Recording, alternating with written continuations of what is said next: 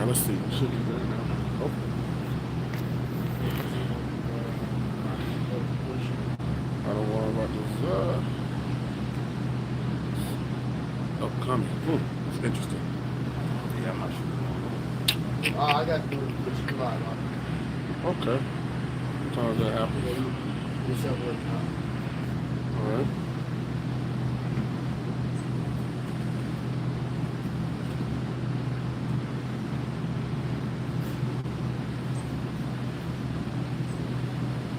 I'll get out and refresh it. Oh, okay, there we go. Shalom to London Seer. Our brother, the elder, Saquan, Dawudab, Yahweh Shemiel Shabrakatah, to the brother, our reasonable service, Danya Allah. Hey, Yahweh Shemiel Shabrakatah, brothers across the pond, back to back.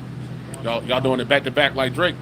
Shalom to the brother, Yahweh, 144 SC Ba. Hey, brother, hope you enjoying Houston, man. It looked like you was through the spirit. Go get it and come back with it. Yahweh Shemiel Shabrakatah. I'm trying to check y'all brothers later if we missed y'all lesson. Brother Enos, right? That giant slayer on the comment board. Hey, Yahweh Shemiel Shabrakatah. Yeah, me and the brother Nathan did a beautiful lesson the other night. And we was talking about the brother Enos, how he be dropping them bombs on the comment board. You be Hiroshima and Nagasaki in the comment board, brother. I love it. Hopefully you can do that on this one. Hopefully you can Hiroshima and Nagasaki this comment board tonight. Right. Either one. You can go from one to the other. You can go from Zakar Bond, come on back over here. You can work both ways, baby. Both comment boards, Shalom, Dahawam, the big brother Ari, all the rest of you brothers, right? The brother already gave the greeting, right? We out here to enlighten and edify our people, to teach them, to build them up, through the spirit of Yahweh Shemiel Shah. Now we'll start putting that word, Hosanna again. Run down all five. And we'll run down all five. And the last one we'll read, and we'll touch on it, and we'll get the meaning of the word. Yep. This is the book of Matthew, chapter 21, verse 9, and it reads, "And the multitudes that went before and that followed cried, saying, Hosanna to the Son of David. Blessed is he that cometh in the name of Ha-Adawan. Hosanna in the highest." Hosanna in the highest. So this is what was being said of Yahweh Shah. Blessed is he that cometh in the name of the Adawan, of Yahweh, right? Let's keep reading. John, the book of Matthew, chapter 21, verse 15, and it reads, "When the chief priests and the scribes saw the wonderful things that he did, and the children crying in the temple, saying, Hosanna to the Son of David," they were sore displeased. Yep. So the Pharisees and those that were opposition to Yahweh Shah, they were displeased. They didn't like that. They don't like for people to say Hosanna. We're going to get to that word here in a second. Go ahead. John, the book of Mark, chapter 11, verse 9, and it reads, "And they that went before and they that followed cried, saying, Hosanna, blessed is he that cometh in the name of Ha-Adawan. Blessed be the kingdom of our father David, that cometh in the name of Ha-Adawan. Hosanna in the highest." So it was known that the kingdom of our father David had to come and be established through Yahweh Shah, right? They had to be established through Yahweh Shah. Yahweh Shah had to come and do what was said. He had to fulfill what was said in the scriptures. That's why you hear this. Now, this is the last one? God's last one coming up. All right, you got it. The book of John, chapter 12, verse 13, and it reads, "Took branches of palm trees and went forth to meet him and cried, Hosanna, blessed is the king of Yasharallah." Blessed is the king of Yasharallah, the king of Israel. So it will say, Hosanna, blessed is the king of Israel. Go ahead. "That cometh in the name of Ha-Adawan." And it always said he came in the name of the Lord, of the Most High God. Yahweh. We're going to touch on that next. Now let's find out what Hosanna means. Oh, shalom to the brother Richard. The brother Richard keep coming on here. He said he wanted a Hebrew name. He wanted a Hebrew name, brother. All week I've been thinking, I said, the brother Richard come back on here. It's been probably about a month and a half, 2 months now. He said, brothers, I want a Hebrew name. Brother, I got a name for you. I'm going to put it. Give me 1 second. While we dealing with Hosanna, let's go ahead and deal with this business. And shalom to the brother Nathan. Shalom. Hey, there go my brother. Hey, that last lesson, brother. Hey, brother. Hey, you was doing your thing, bro. Bro, that was an incredible lesson, incredible scholarship, incredible edification, man. That it couldn't have been better. Now to the brother Richard, I got a name for you. Here it is. You ready? He said he wanted a Hebrew name. I got you, brother. I've been thinking about it all week. And here we go. Hey, what they call the grand finale? Yep, the grand finale. Drum roll. Drum roll to the brother Richard. You ready? There you go. Tazadak Paryah. Tazadak Paryah. Now, Tazadak Paryah means righteous fruit. Okay. Righteous fruit. Okay. Righteous fruit. So I don't worry about the Zon to the brother. You are righteous fruit. Now that's your name. Brother Sai, when I said just come, keep. Yeah. He's been tuning in to pretty much all the lessons for about 2 months. There you go. Tazadak Paryah. Tazadak righteous, Paryah fruit. Right? Tazadak Paryah. So that's the brother Richard. So hey, Yahweh Shem Yom Sharp Rakatah. May that be a blessing unto you. May that be a nomen omen. Lord's will. The Lord's will, you are the elect, right? Now, Hosanna. You got it, Akyah. God. Hosanna. Hosanna. Yep. Be propitious. That's how you pronounce it? Propitious? Propitious? No. Propitious? Be propitious. Now, propitiation, or the propitiation for our sins, is Yahweh Shai, which means he is the atonement. To be the atonement. So Hosanna, it says to be the atonement, right? God. Yeah, just real quick, in a common letter, it says propitiation is the action or appropriating or appeasing a God, spirit, or person. Atonement, especially that of Yahweh Shai HaMashiach. Yep, that's the atonement. That's Yep, atonement. that's Yahweh Shai. So to be propitious or propitiation means atonement. The Most High required an atonement. That was Yahweh Shai. No other man could hold that lock. Not even David, as great as he is. Now, any more down there? Let's go. Strong's definition. Oh yeah, let's see. Let's see what it says in Strong. God's strong definition and exclamation of adoration. Hosanna. And it says, "Oh, save Hosanna." Okay. Boom. Boom. Now it's one. I don't know where it's at, but it's one that says something about the theophonic. Speaking about the Most High, it says the theophonic, like the image of the God, basically. But that's cool. So bam, let's go. Give me Exodus about 23 and 20, because it says on each one of those it says he came in the name of God. Right? It was spoken of Yahweh Shai. You know, Hosanna, Hosanna. They cried after him, Right. saying that he came in the name of the Most High. And the last one we read for Hosanna, it says that he was the king of Israel. So it spoke about him coming in the name of the Most High, which the name of the Most High is Yahweh. Then it also spoke about him being the king of Israel. Now, let's deal with the king of Israel, and let's deal with that. Now, you go to that verse for me. It's Exodus 23 and 20. And I'm going to have you get the word out of there. It'll come up here in a second. You got it. God. The book of Exodus, chapter 23, verse 20, and it reads, "Behold, I send an angel before thee to keep thee in the way." I sent an angel before thee to keep thee in the way, the Most High said. Right? Now, let's find out who that angel is. Go ahead. God, to bring thee into the place which I have prepared. This angel would take us back into the Holy Land. He would take us back into our land, the land of Israel. Let's keep reading. God, beware of him. Beware of him. Go And ahead. obey his voice. And obey what he's telling you. Go ahead. Provoke him not, for he will not pardon your transgressions, for my name is in him. My name is in. Now it said about Hosanna. Didn't it say? It said every time that he would come in the name of the Most High, right? God. Hosanna come, and then he would be the king of Israel. So Hosanna, as this was said about him, right? Speaking of Yahweh Shai, it was great praise, great favor. He was the atonement, right? All those things. So when that was said of him, it's because he would come in the name, and he was the king of Israel, right? When this was said. Now it also said in one of the scriptures that the Pharisees, they was displeased with that, right? So they was big mad. People say like this today. It was big mad. They're like, oh man, forget him, man. Who is he? Who you think he is? That's why eventually he was given over and he was actually crucified. Because Yahweh Shai had big haters. So guess who got big haters today here on the earth? The men of the Lord. If Yahweh Shai, if we come in the spirit and in the name, now it says, read that verse again. God. The book of Exodus, chapter 23, verse 21. Beware of him and obey his voice. Provoke him not, for he will not pardon your transgressions, for my name is in him. So the name of the Most High would be, Yahweh Shai's name would be in the Most High. Like the Most High's name would be in him. That's one of the ways how we know the Lord's true name. Now, we know the name of the Lord is Yahweh, right? Yahweh, which means he is. Now, in there, the word angel in that verse. Anybody give me that word angel in that verse? Yeah, I got you. You got it? And you get it from me, because it says, beware of his voice, take heed to him and beware of his voice. You mean this one in Psalm 2 and 12. You got it, Akia. Yeah, for the word angel in Exodus chapter 23 and verse 20, right? And it goes in, and the word is malak, Strong's H4397, and it reads messenger, representative, messenger, angel, the theophanic angel. Oh, there it is, the theophanic angel. Go ahead. The theophanic angel, so what's it give us?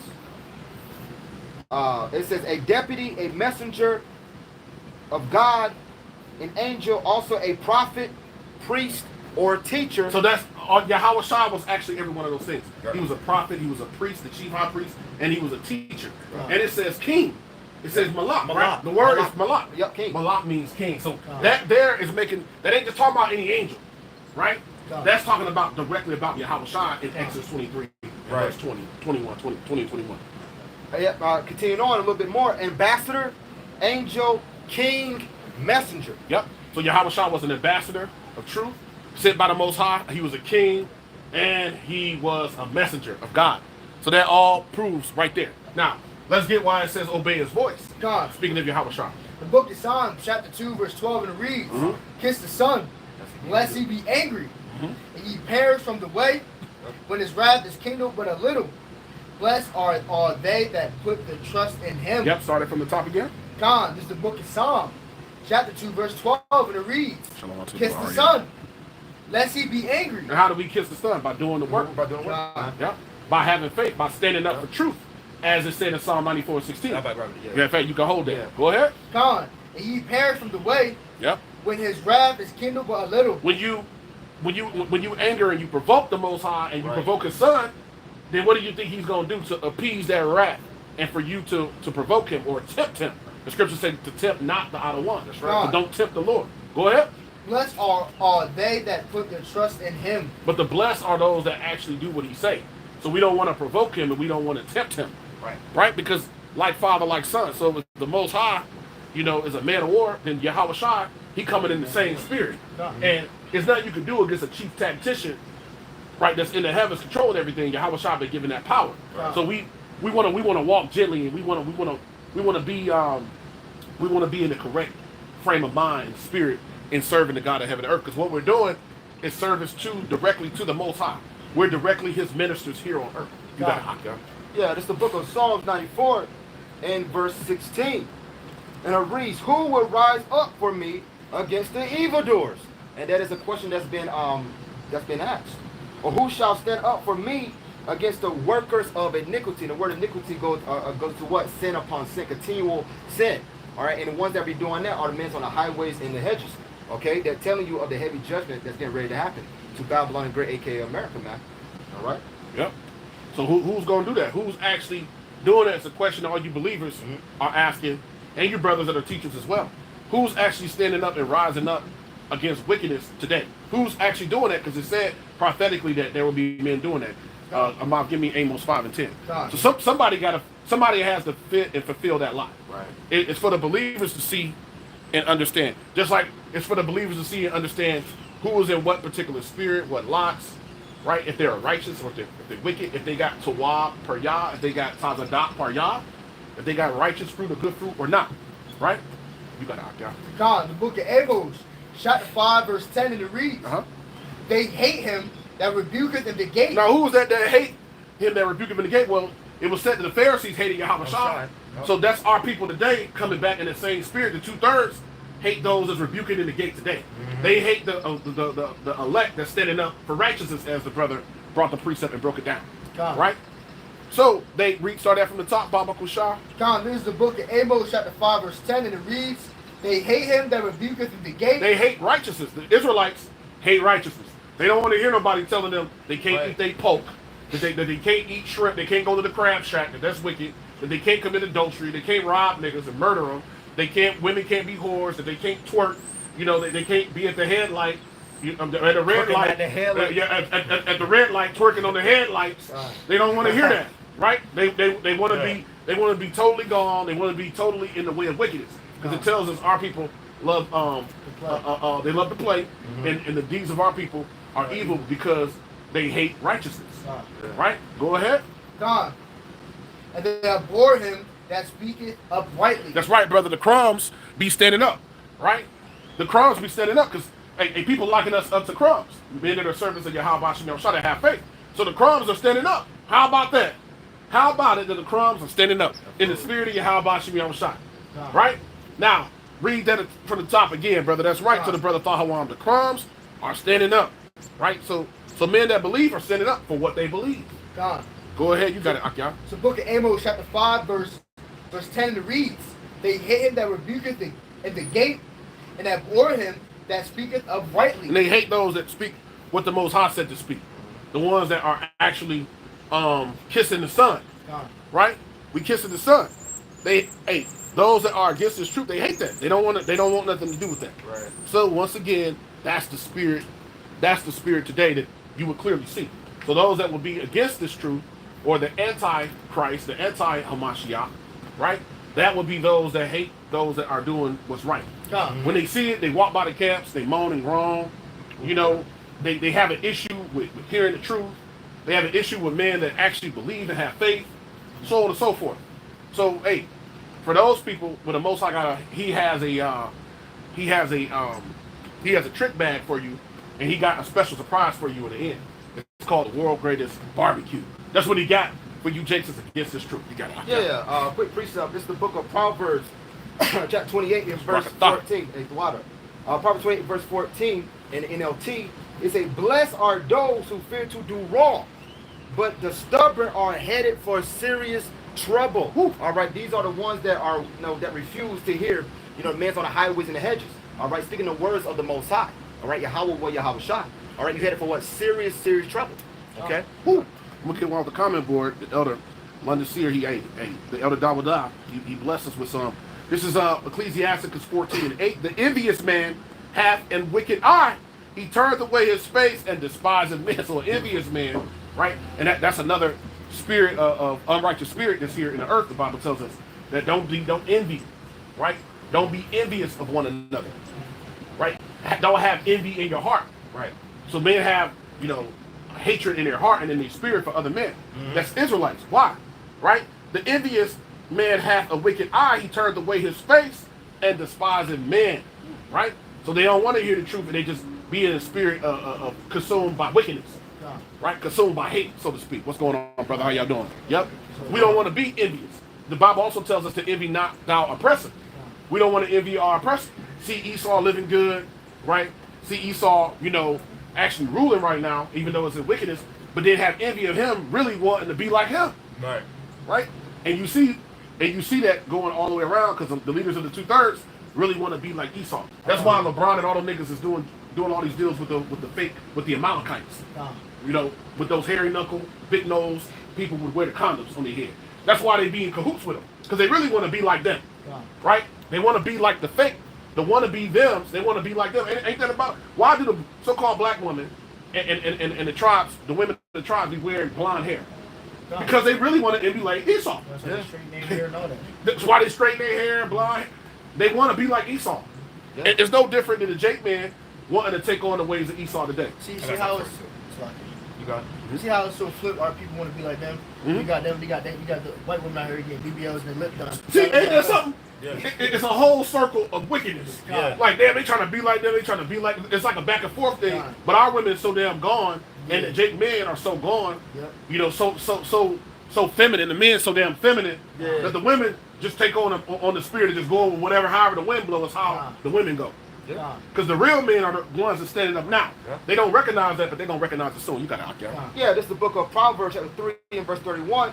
Envy thou not the oppressor, and choose none of his ways. All right. As the elder we're going into, you got people like LeBron James or these prominent Jakes that ultimately in their spirit want to be what like Esau is, man. All right. They want to take part in this wicked kingdom that's getting ready to be destroyed. All right. Floyd Mayweather is another one of them niggas. Right. Yeah. He's another one of them. He just went back to Israel a couple months ago, Slakia. About 5 or 6 months ago, I did a lesson on it, and he was over there for a few days making deals with him, wearing the 6-point star. See all of that? See, all that's idolatry. The Most High is going to visit these people, man. Amari Shepard did the same shit. Same thing. Oh, you talking about Amari Stoudemire? Yeah, Amari Stoudemire did the same thing. Went over to Israel. What they did was they blackballed him in the NBA. Because I know a brother that knew him, and they actually knew each other when they was in New York. And they blackballed him so he couldn't play no more because he was coming into the locker room with his garments on and fringes and all that, and you know. So they end up blackballing him because the owner of the owner of the Knicks is a so-called Jewish person. You see what I'm saying? Dolan, Michael Dolan. So he's a so-called Jewish person, right? So they blackballed him, just like how the owners in the NFL blackballed Kaepernick. It happens all the time. Yeah. And then he ran over to Israel to go play over there, and when he was over there, he took his family and all that. But now the Most High decided the Most High move. Because he was all about his family and all that. Now the Most High had it with him and his woman, they split. Yep. And the family done split. You see what I'm saying? So see that's how the Most High get down. When you operate in that spirit, you ain't right, and he gonna come visit your ass. So he visited these 2/3, and he gonna visit them more and more. Because there's a lot of you leaders of the 2/3 that the Most High gotta remove, because in him removing you, the elect that's among you, he gonna bring them back. That's what's about to happen too. You got something? You can bring it. Oh no, I'll come aboard. Yep. Come aboard, you get some. Yeah, from the L. Let me see if you got Isaiah 59. No, that was the next. Oh, Yep. Yeah. Yeah, Isaiah 59 and verse 15 from El. It said, yea, true felleth, and he that departed from evil maketh it himself a prey. All right, and that would be what the men's on the highways and the hedges. All right, we the one that look down upon. All right, and ultimately the great persecutions get ready to happen as well. And Yahweh saw it, and it displeased him that there was no judgment. It's a little bit more. And he saw that there was no man, and wondered that there was no intercessor. Therefore his arm brought salvation unto him, which is Yahweh Shai, and in righteousness it sustained him. All right. See what else we got. I think Lord wonders. Yeah. Lord wonders that none standing up against the wickedness nor intercessor. Okay. Yep. So who's actually standing up against wickedness, right? God. You can get Nehemiah 9:29. Nehemiah. No, Oh, you can get some. You can get that. You get Nehemiah 9, and then I'll get Sirach 32. And we'll keep pushing whatever spirit takes us. Nehemiah. I'm from brother 9.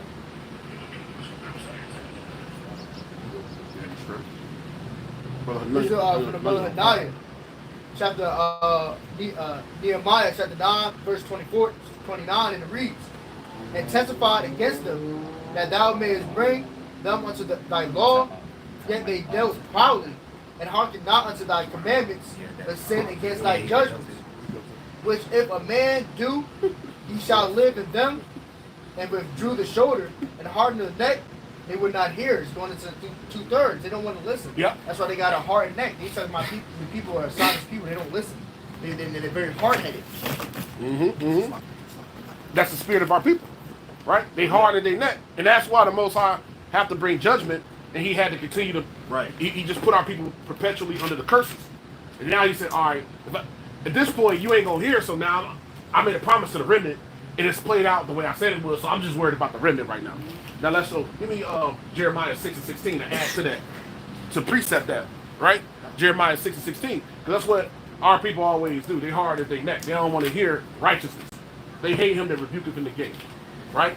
They ain't gonna rise up against evil doing. They actually like wickedness because their deeds are evil.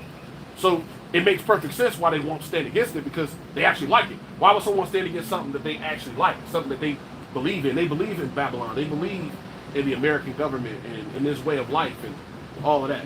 Life, liberty, and the pursuit of happiness and all this idealism that ain't real.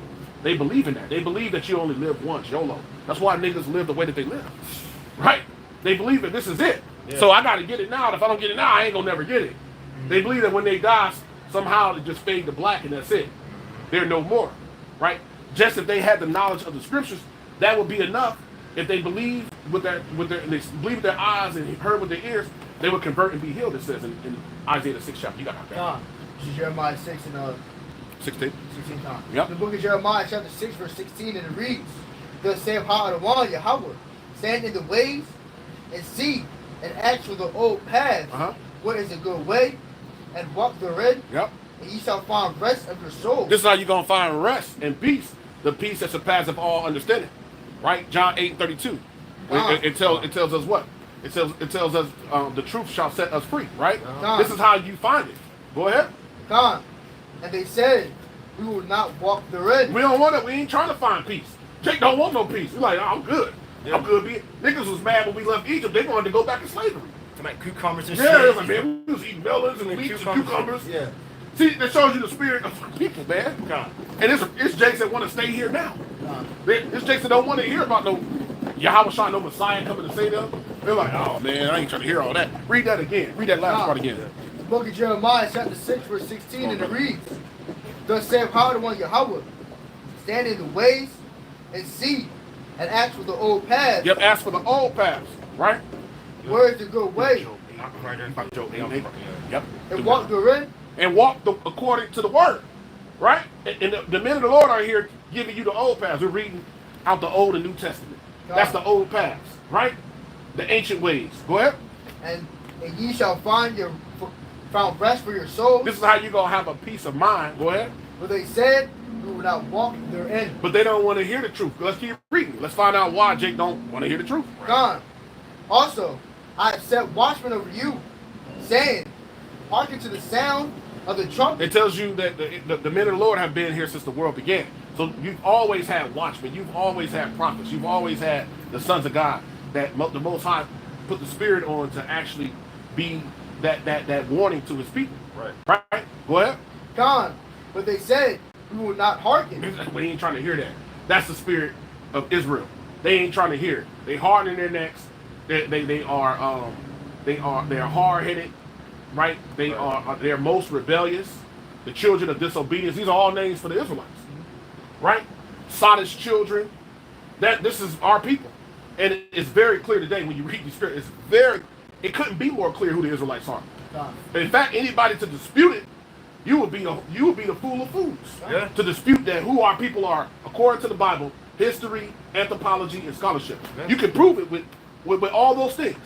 So it's really unequivocal for someone that's in the right frame of mind. Whatever y'all brothers got, y'all can bring it. Yeah, this is the book of Job, chapter 8 and verse 18. Is falling back off Jeremiah 6 and verse 16, which said, ask for the former agent, right? And it reads, For inquire, I pray thee, of the former age, and prepare thyself to the search of their fathers. All right, and right here in our book, man. All right, this is ultimately, our history book to know who we are. This is our heritage. Okay. Yeah. Let's see what verse 9 says. And it reads. Yep. So you got to prepare yourself to the search of your fathers. You go do that by going back into the scriptures. Go ahead. Continuing on, for we are but of yesterday. Meaning, the time that we're here now, we come back every third generation. So we was here before, as it says in Ecclesiastes first chapter. We are but of yesterday, so we got to come back and then fall back into getting the understanding of who we were before, meaning our people. Go ahead. We are but of yesterday, right? Which the word Ibar Yath, right, goes into going back to Hebrew. The word Hebrew go back to Eber, Ibar Yath in the Hebrew, and it goes back to the ancient, the people from the past. We are but of yesterday. We were the ancient people of the past. Go ahead, the sons of God. And know nothing. And we don't know nothing when we come back. Go ahead. Because our days upon earth are a shadow. Because our time here is fast. Yeah. So we have to come back to this, come back to the remembrance of former things and start learning what's right and doing it. Right. Because our time here is short. We don't have a whole lot of time here. That's why we must do that. That's not left up into interpretation or, based off of your own will. No, that's a demand from the Most High. That's the only way you're going to be able to get salvation. The only way you're going to be able to preserve your soul, right? Is you have to come back to serving and doing what the most. Because just think, if any of you brothers, any of us, or any of you brothers and sisters, when you didn't have this truth, think of where you were and how you were in the world, right? And think if you didn't have it now, you'd be bugged the hell out. Oh, yeah. Look at how the demons have increased here more and more in the last days, as the scripture said. You'd be completely bugged out, following something. You'll be a 5%er, a Christian, a Catholic. You'll be a Nuwabian, a nigga. Yeah. You know what I'm saying? You'll be into something. You'll be I believe part in Buddhist, they ways. I believe a little bit in Farrakhan. You'll be believing in anything. You'll be carried by every way to doctrine. You just be confused. Like here in Babylon. That's right. This is a place of confusion. This is the place of confusion. You're looking back kind of like, okay, yeah, this is the place of confusion. You would be confused as hell if you didn't have the truth. You see what I'm saying? You wouldn't know what to do. You'd be like, I don't know. I think that's right. You would just go with whatever. You see what I'm saying? You'll be on demon time. You got something? No. Yep. We can get a few more off here. Hey, shalom to the brother Words of Prophecy, y'all brother. Shamgar Yasha'Allah and Yahweh Bashim Yashar Brakatah. Hey, man, hope y'all brothers having a beautiful time, man. Right? Beautiful time out there, man. We'll get a few more. Let's see what else we got on here. Ooh, Yeah. We got some. You can go ahead, Amaf. You can get Sirach 32 if you want. God. Beautiful precepts. We're gonna tag team to get you our precepts tonight. God. It's from the brother Hananiah, Sirach chapter 32, verse 18, and it reads, a man of counsel will be considerate, but a strange and proud man is not daunted with fear, even when of himself he had done without counsel. Yep. So a man of counsel will be considerate. If you have counsel, just like the one precept says, a wise man will listen to wise counsel. Yep. A man that's in counsel will be considerate. He'll listen to what's going on, listen to the precepts, he'll listen to what's being said. But a strange and proud man is not daunted with fear. A person that is a proud man, he doesn't have fear. He doesn't fear the Lord. So when he hears these precepts, it doesn't do anything to him. It doesn't register in their mind. Yep. Even when of himself he have done without counsel. So he won't listen to counsel. Yep. Half the time he won't even entertain the thought of having counsel because he's so proud. Yep. The beautiful. That's the epitome of pride, right? You got the epitome of pride is when you ain't trying to hear what the Most High got to say, and you're not trying to actually take to wise counsel. God. That's Right? right. That's the epitome of pride. You got it. Yeah. Yeah, this is the book of from Brother Hananiah, the book of Sirach 25 and verse 2, right? And it reads, 3 sorts of men my soul hated, and I am greatly offended at their life. A poor man that is proud, a rich man that is a liar, and an adulterer that doteth.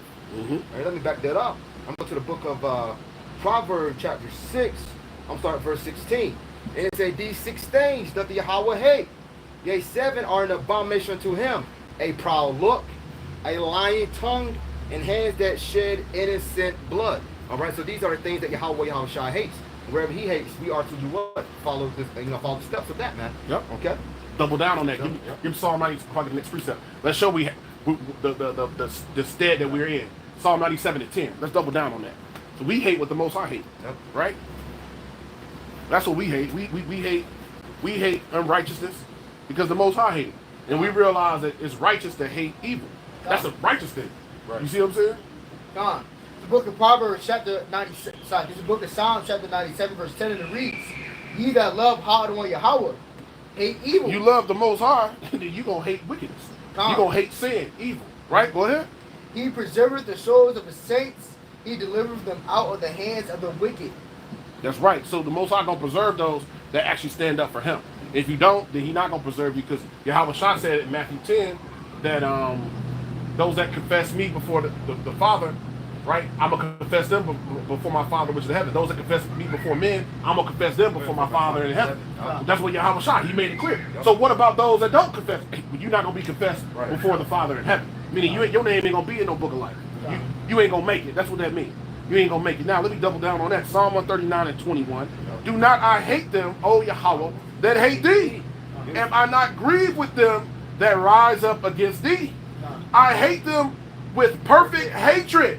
I count them mine enemies. You got it, bro. Yeah. And then ultimately, right there, that was King David, correct? Yep. And King David was a man of the Most High's heart, all right? And ultimately, out of righteous Zion, we be of the house of David. Yep. All right? And we have to do what? Hate evil, man, vehemently. Yep. Okay?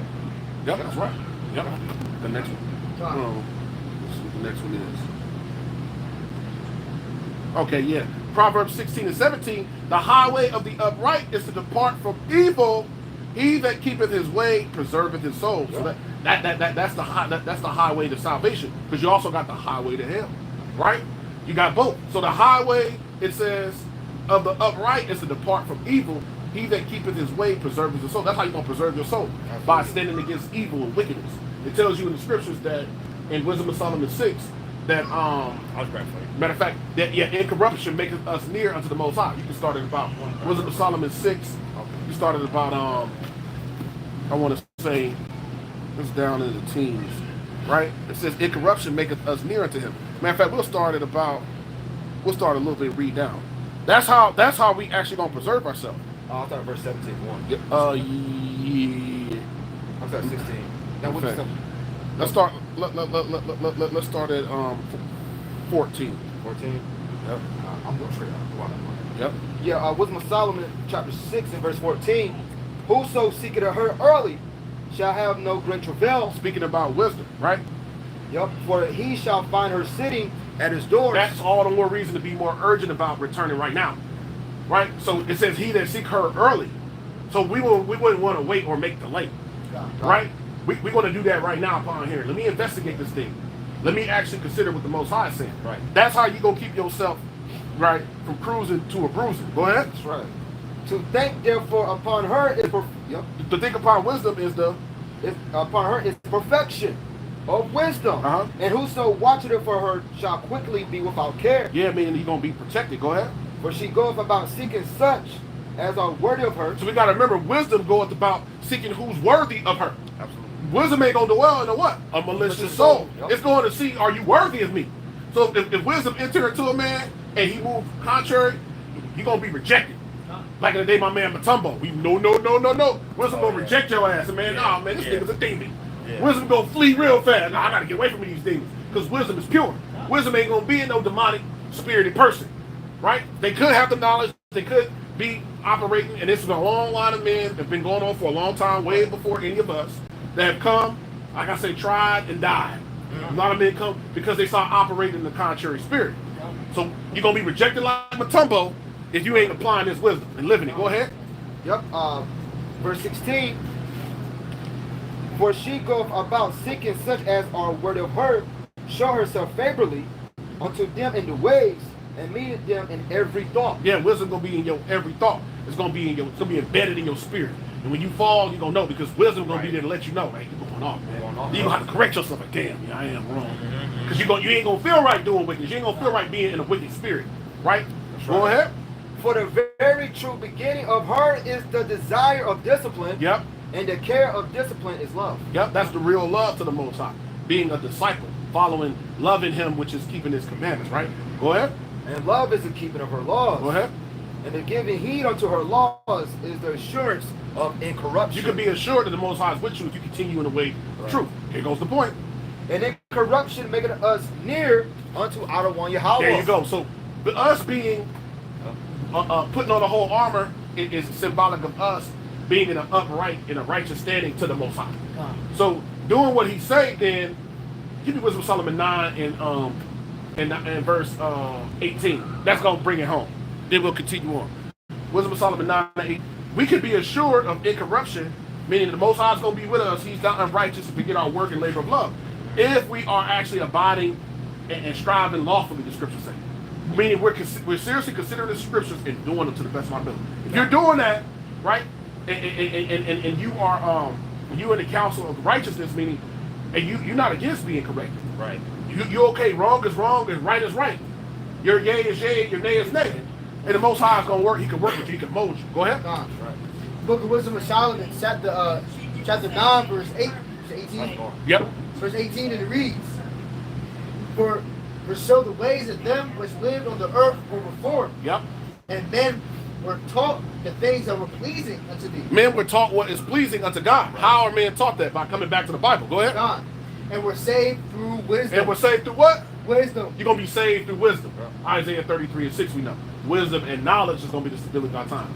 So you're going to have to apply this wisdom and live it and believe it. It's got to be down in your bone marrow, in your spirit.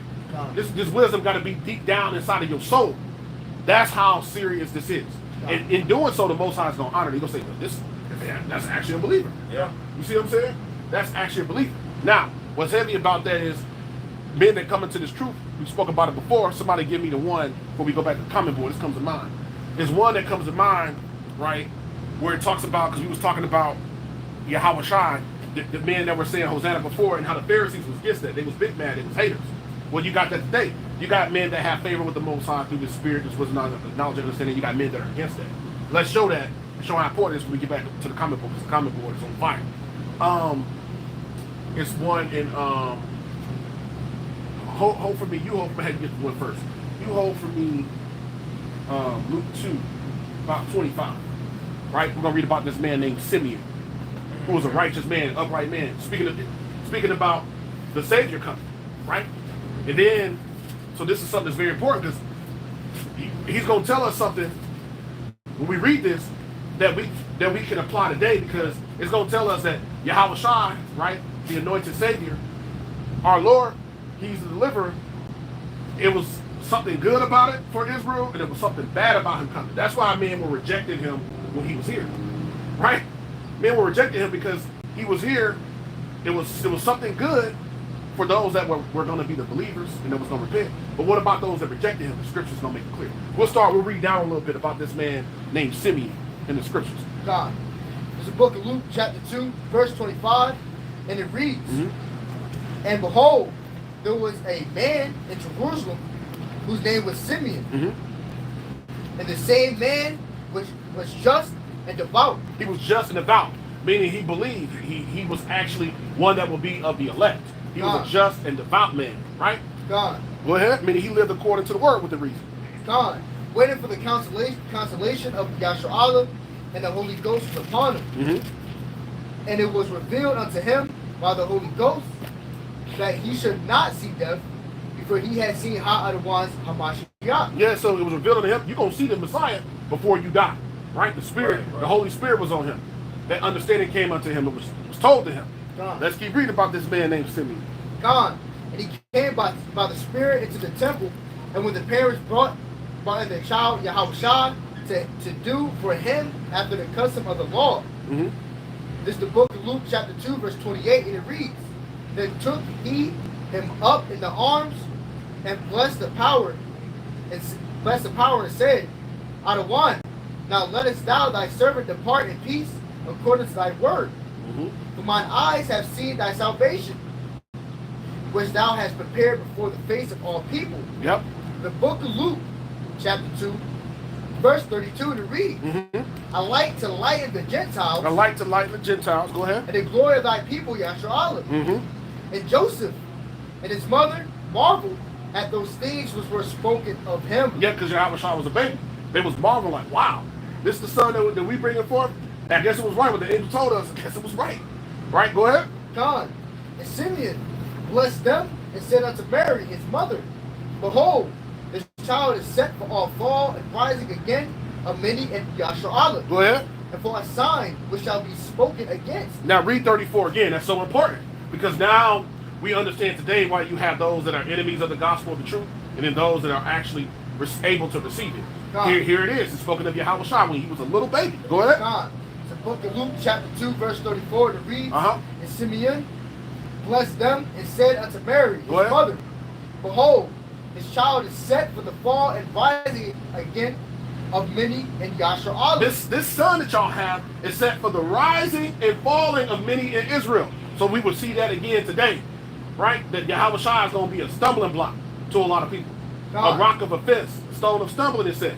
And then for some, they're going to freely receive him. Right? So there's good and bad to the coming Messiah. Although he's perfectly righteous, not everybody is going to receive him that way.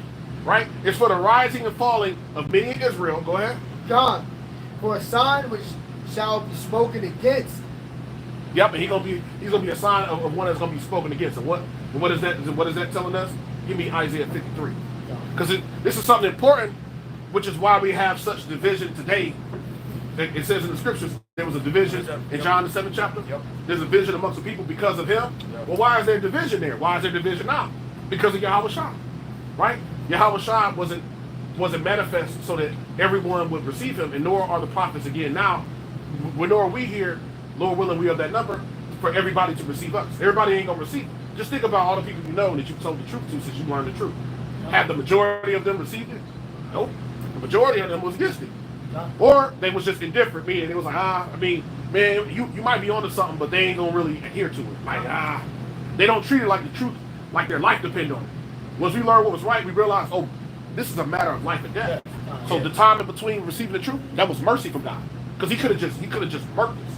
Right? The Most High could have just killed us and said, I don't got no need for you. But it was mercy, just like it was mercy for all the other men before. King David, the Apostle Paul, many different men that came. And, hey, even Yahushua, when he came back in righteousness, he had to pay for the past. Right? You start one. This is a short chapter. The book Isaiah chapter 53 verse 1, and it reads, Yep. Who have believed our report, to whom is the arm of the one Yahweh revealed. And he shall grow up before him as a tender plant and as a root out of the dry ground. He had no form nor comeliness. Yep. And when he shall see him, there is no beauty that should desire him. Now, why does it say that? Because when Yahweh Shah was here as Solomon, we read in the scriptures and Songs of Songs, it said about Solomon, he said, I am black and comely. He was saying, I'm black and beautiful, right? Or what James Brown said, say it loud, I'm black and I'm proud. Right. Solomon said, I'm black and beautiful is what he said, right? So it says when he came back, he had no comeliness, right? Go ahead. Meaning Yahweh Shah didn't come back in that glory, and he wasn't all fancied out, like Solomon was. Solomon had it all. Right. In fact, Solomon said it was nothing that he didn't put his eyes on that he didn't acquire when you read in Ecclesiastes 2nd chapter. He said it was nothing that his eyes saw that he didn't have. Meaning he had everything. You see what I'm saying? God. Like, that's a heavy statement to make, right? Go ahead. God. The book of Isaiah, chapter 53, verse 3, it reads, He is desired and rejected of men. He was rejected of men. Like he's despised. Yep, there you go. He's You need despised. a little light. Yeah. A little bit. He is despised, rejected of men. Yahweh Shah was despised and rejected by those Pharisees going back. By the 2/3 of that time. He was despised and rejected of men. We're going to show that further. Go ahead. God, a man of sorrows and acquainted with grief, Mm-hmm. and we hid as it were our faces from him. He was despised, and we esteemed him not. Yahweh Shah had a rough life, man. Because of wisdom, he had a head full of white hair, but also because, hey, he was stressed out, man. He was stressed the hell out. He was 33 years old when he passed. So for the time he was on the earth, man, hey, it wasn't long before he had a head full of white hair. Yeah.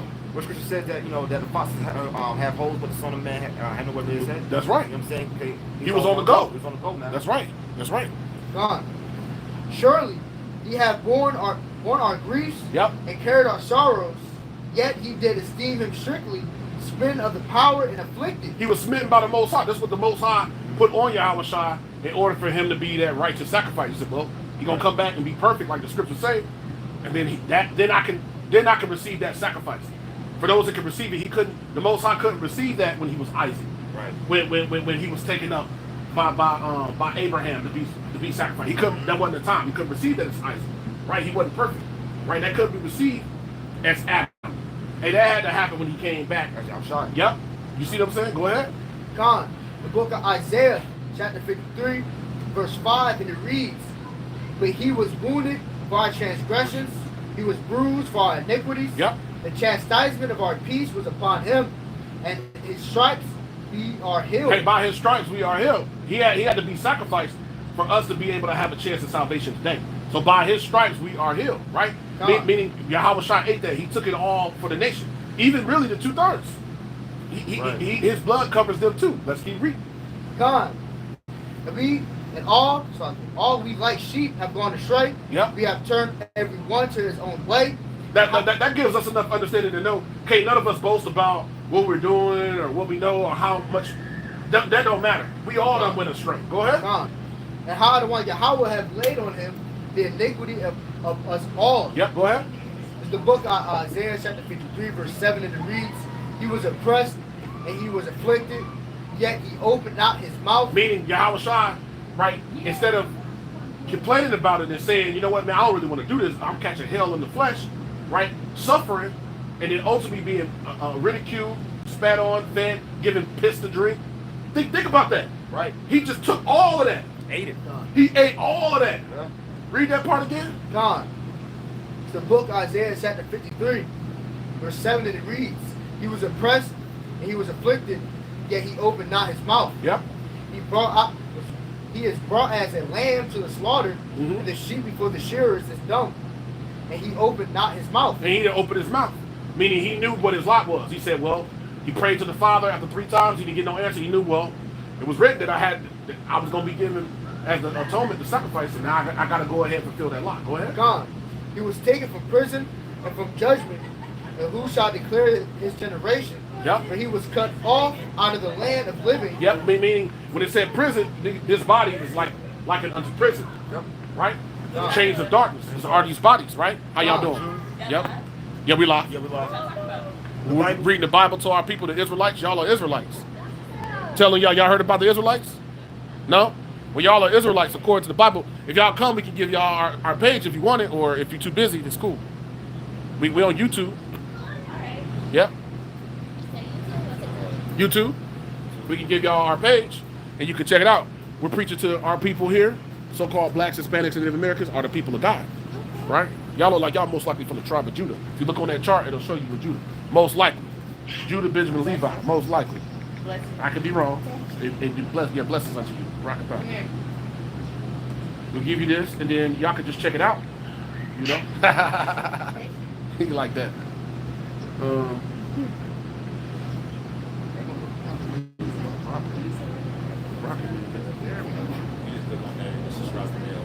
Where it says live, Yeah.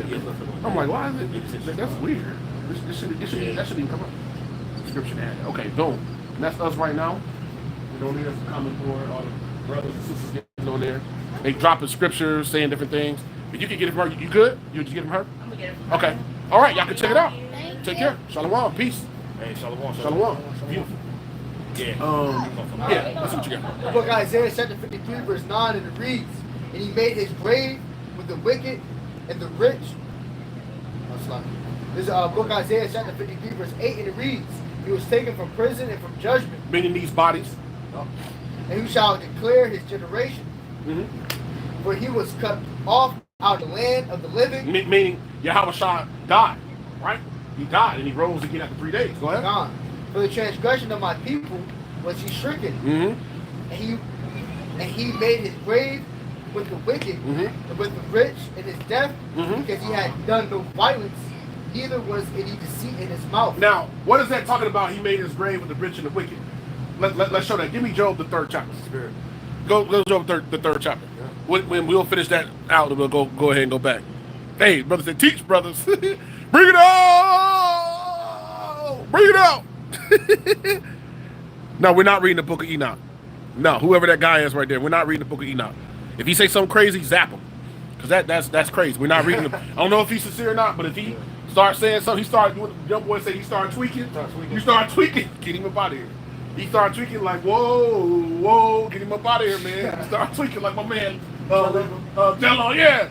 Like, whoa, get him up out of here. If he start tweaking, get him up out of here. We're gonna have a little mercy on you, but if you start tweaking, you gotta get up out of here. Yep, it's the book of Job, chapter 3, I'll start at verse 13. Yep. It said, for now should I have lain still and been quiet. Job said he would rather just die. Right. Instead of being here on the earth. He said that's how terrible it was. Go ahead. Damn. And Job went through pure hell. That's how you know hell is a condition on the earth. Go ahead. I should have slept, then had I been at rest. He said, if I would have died, I would have really had rest. Let's keep reading. With kings and counselors. That's what it was talking. That's what Yahweh was talking about. Great men and all that. With kings and counselors of the earth, which built desolate places for themselves. Yep. Or with princes that have gold, who fill their houses with silver. Or as in hitting untimely birth, that's about pretty much a stillbirth. Yep. Like if you were stillborn, Yeah, that's right. Yep, He said, damn, I'd just rather just die like that. Nah. People look at that and they cry and they mourn. It's understandable. But really, they went back to the spiritual realm. They didn't have to come back into this hellhole. Go ahead. That's actually mercy. That's mercy. That's not a bad thing. That's mercy. When we're in the right spirit. See, being in the right spirit, we understand that. Our people in general, they don't understand. They think that that's a terrible thing. Nah, that's the worst thing ever. Well, actually, that wasn't a bad thing. Yeah. That's like when you see an old person die and all that. That's actually a good thing, man. Yeah. And the Bible says death is better than continual sickness. You know what I'm saying? Go ahead. Or as an untimely birth, I had not been as infants which never saw light. Like an infant that never saw light, the brother was saying, like a stillborn. Go ahead. Yep. There the wicked cease from troubling. In the spiritual realm, ain't nobody worried about nothing. Ain't no right Esau, man. That's right. When you in the spiritual realm, God. ain't nobody worried about Esau. Look at that. Yeah. Esau in the spiritual realm, and he humbled in the mother. He humble. Right? He humble. Go They ahead. look at the Most High too like, They're damn. like, damn, he in awe. Yeah, All the spirits up there seeing Yahweh like, oh man, Yeah. they eyes wide open. Go ahead. Yeah, they do what You know, people say you wide open. Your eyes wide open in the spiritual realm. Go ahead. And there the weary be at rest. Here, Esau and the nations, and your life was continual hardship, and you at rest up there. Right? Go ahead. There the prisoners rest together. Yep. Here you might have been a prisoner, a literal prisoner, or being in these bodies, or in these bodies you could have had a life where you could have had you could have been retarded, cerebral palsy. You could have had all kind of illnesses. That's like hell, right? That's like hell. Go ahead. They hear not the voice of the oppressor. They ain't hearing nobody talking about hit the clock, this and the third. Right. You gotta pay bills. We all are underneath the oppressor. Go ahead. There, the small and great are there. The small and great. So whether you were a man that nobody knew, or you was Michael Jackson or Whitney Houston or any of these people, right? If you was any of those prominent people on earth, or you was just what's known as a nobody, right? Go ahead. And the servant is free from his master. Beautiful, beautiful. The servants are free from their masters. So when Yahweh eventually went back to the spiritual realm, he was free from all this hell that he had to take on. We'll finish that out. God. It's the book of Isaiah, chapter 53, verse 10, and it reads, Yep. Yet it pleased Yahweh to bruise him. Really, we could probably close out that chapter right there, because that makes everything, it puts everything in perspective. Read it one more time. God. Book of Isaiah, chapter 53, verse 10. Yep. Yet it pleased Yahweh to bruise him. We got to remember how the Most High get down. The Most High, it was pleased. He wasn't crying, he wasn't weeping, he wasn't mourning in the spiritual realm, or none of that. He was pleased for Yahweh to be sacrificed. That was pleasing unto the Most High. Now, people in this world will say, that's a sadistic mind. That's terrible. Not my God, right? Not my Jehovah. Yep, you can bring it out. Yeah. Not my God. My God wouldn't do that. My God wouldn't be pleased.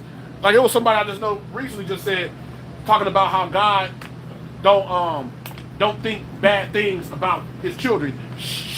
Shoot, let me hold myself in tonight. I'm gonna try to get through this thing the right way, the best way. Shoot, I don't know who you talking to or about. The Most High. All throughout the Bible, he's telling you about his people, how they messed up. They messed all up in the head. Right. And he's telling you that they're like a harlot, a whore, right? Mm-hmm. He's telling you that they're corruptors, they're wicked. They more wicked than the wicked, the Most High say. Damn, I don't know what more you could say. But that's the mind frame of Jake's here on the earth. They don't know what's going on. You got something? Yeah. Go ahead and bring that fire, brother. Hey, Baba Kashah, he grabbed me 2 Samuel 7 verse 14. All right, because ultimately, as the elder, and the brother going into, basically this was Yahweh Shah paying back for his sins of old and also for the nation of Israel. Yep. So, real quick, before I grab this, 2 Samuel 7 and verse 14, right? Because ultimately, him being bruised was him paying for his sins as Solomon, all right? Adam, and so on, so on. So Baba Kashah grabbed that from me. The book of 2 Samuel, chapter 7, verse 14, and it reads, Yep. I will be his father, and he shall be my son. Tell me, Yahweh Shah. If he commit iniquity, I will chasten him with the rod of men and with the stripes of children and men. All right, and that's what the brother was reading in the book of Isaiah 53. All right, and Yahweh Shai paid for that. Okay, by those by them filthy ass Romans. All right, and ultimately, when we on earth, we come back and we pay for the sins we did in our previous life. 2nd Ezra chapter 7 and verse 56. For while we lived and committed iniquity, we considered not that we should begin to suffer for it after death when you come back. All right. So every third and fourth generation, you come back, and then ultimately what you face that judgment, man. Okay, so that's ultimately what happened. All right. You have to pay for the sins of the past. Yep. Let's show that. Get Colossians 3 and 25, last verse, and you can get for me to add to that. Yep. Precept, because Solomon didn't have to get the rod of men. He wasn't beat with the rod of men. No. That was talking about Yahweh Shah. So when he came back then, his brother was saying, that's when he actually received that. So that's how the Most High get down. You can do something wicked in one life and think that you could. You come back in the next life and you got a short leg. Right. You know what I'm saying? A midget. Yeah. Or you can't see. Yeah. You see, or you be like my man Shamar. You could be Shamar. What was it? Gay criminal disease. This nigga got it all. He got scoliosis. He's a mole, and he's retarded. Like, he got all come three on, of them. man. Like, damn, you could come back like a nigga like that. Playing with the mole.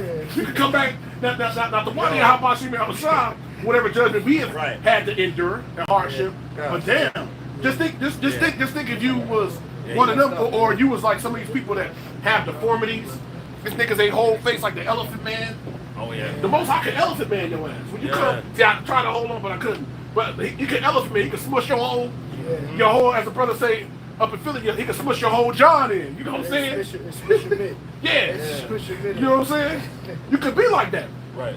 See, and so that's what we consider, because we understand that reincarnation, meaning to come back in the flesh, is part of the scriptures. Yeah. It's all over the Bible. It's literally in the Bible. But if you take that to someone who don't have faith and who don't have understanding, they gon' think that you crazy. Yeah. You see what I'm saying? First of all, they gonna think you talking about some Elamite type ish, when you come back as an elephant or some shit like you know, that. or something like that. Yeah. Or you come back as a dung beetle, Motherfucker. you know, or something like that. You know what I'm saying? You was a bird, you come back as a, you know, you was a pterodactyl before, you come back as a lion, some kind of bugged out shit. kind of stuff. Nah, this is real. This Bible is 100% real. You got to out count. The book of Colossians. I got a box of pair of glasses. I left one on the plane. Oh, you good. The book of Colossians, chapter 3, verse 25, and it reads, But he that You can break it down, bro. God.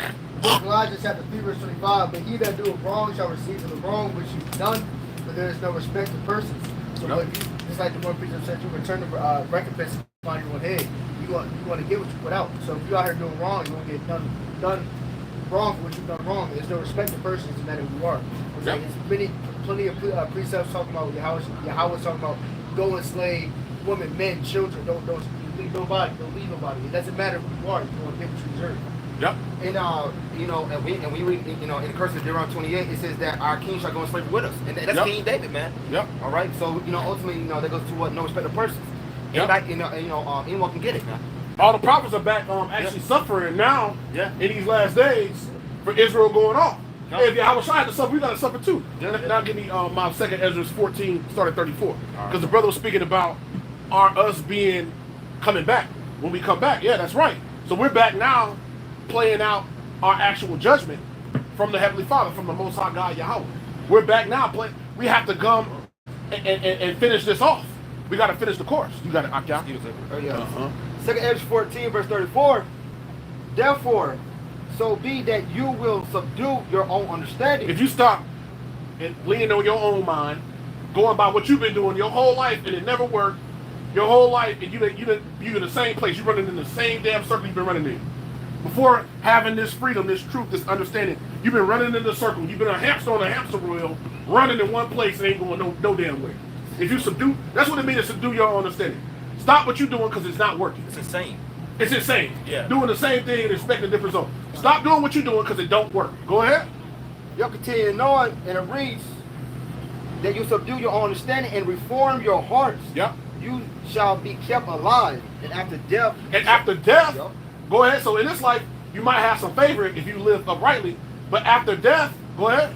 And after death, you shall obtain mercy. Then you're going to obtain mercy. You 2 Corinthians, the 5th chapter, start at 1. After death, we want mercy. Now, what happened after we die, as the brother was speaking about? Go ahead. For after death shall the judgment come. After you die, then you be judged by the Most High. That's what happens when you die. You ain't floating around in purgatory. Right. You ain't in hell, some proverbial place in the earth where people burn forever. And how do you know that? Because Revelation says death and hell is going to be cast into the lake of fire. How can death and hell be cast into a place where it's eternal damnation, you burn forever? It can't, because it don't exist. Go ahead. The book of 2 Corinthians chapter 5, verse 1, and it reads, but we know that our earthly house... Matter of fact, No, we'll hold that. Let him finish. Yep. Yep, Salakia. That was on me. For after death shall the judgment come. Yep, then you're going to be judged by the Most High. Go ahead. When we shall live again. Then you're going to come back again. So the Most High is so cold, he's like this. All right, so you live like that. All right, you get your judgment from him, then he send you back. He gives his judgment. And Yahweh Shah, we're going to read. They give their judgment about how you should live in your next life. Then you come back and play it out on earth. Yeah. See? So then you go to the Most High, say, no, you still got to go back.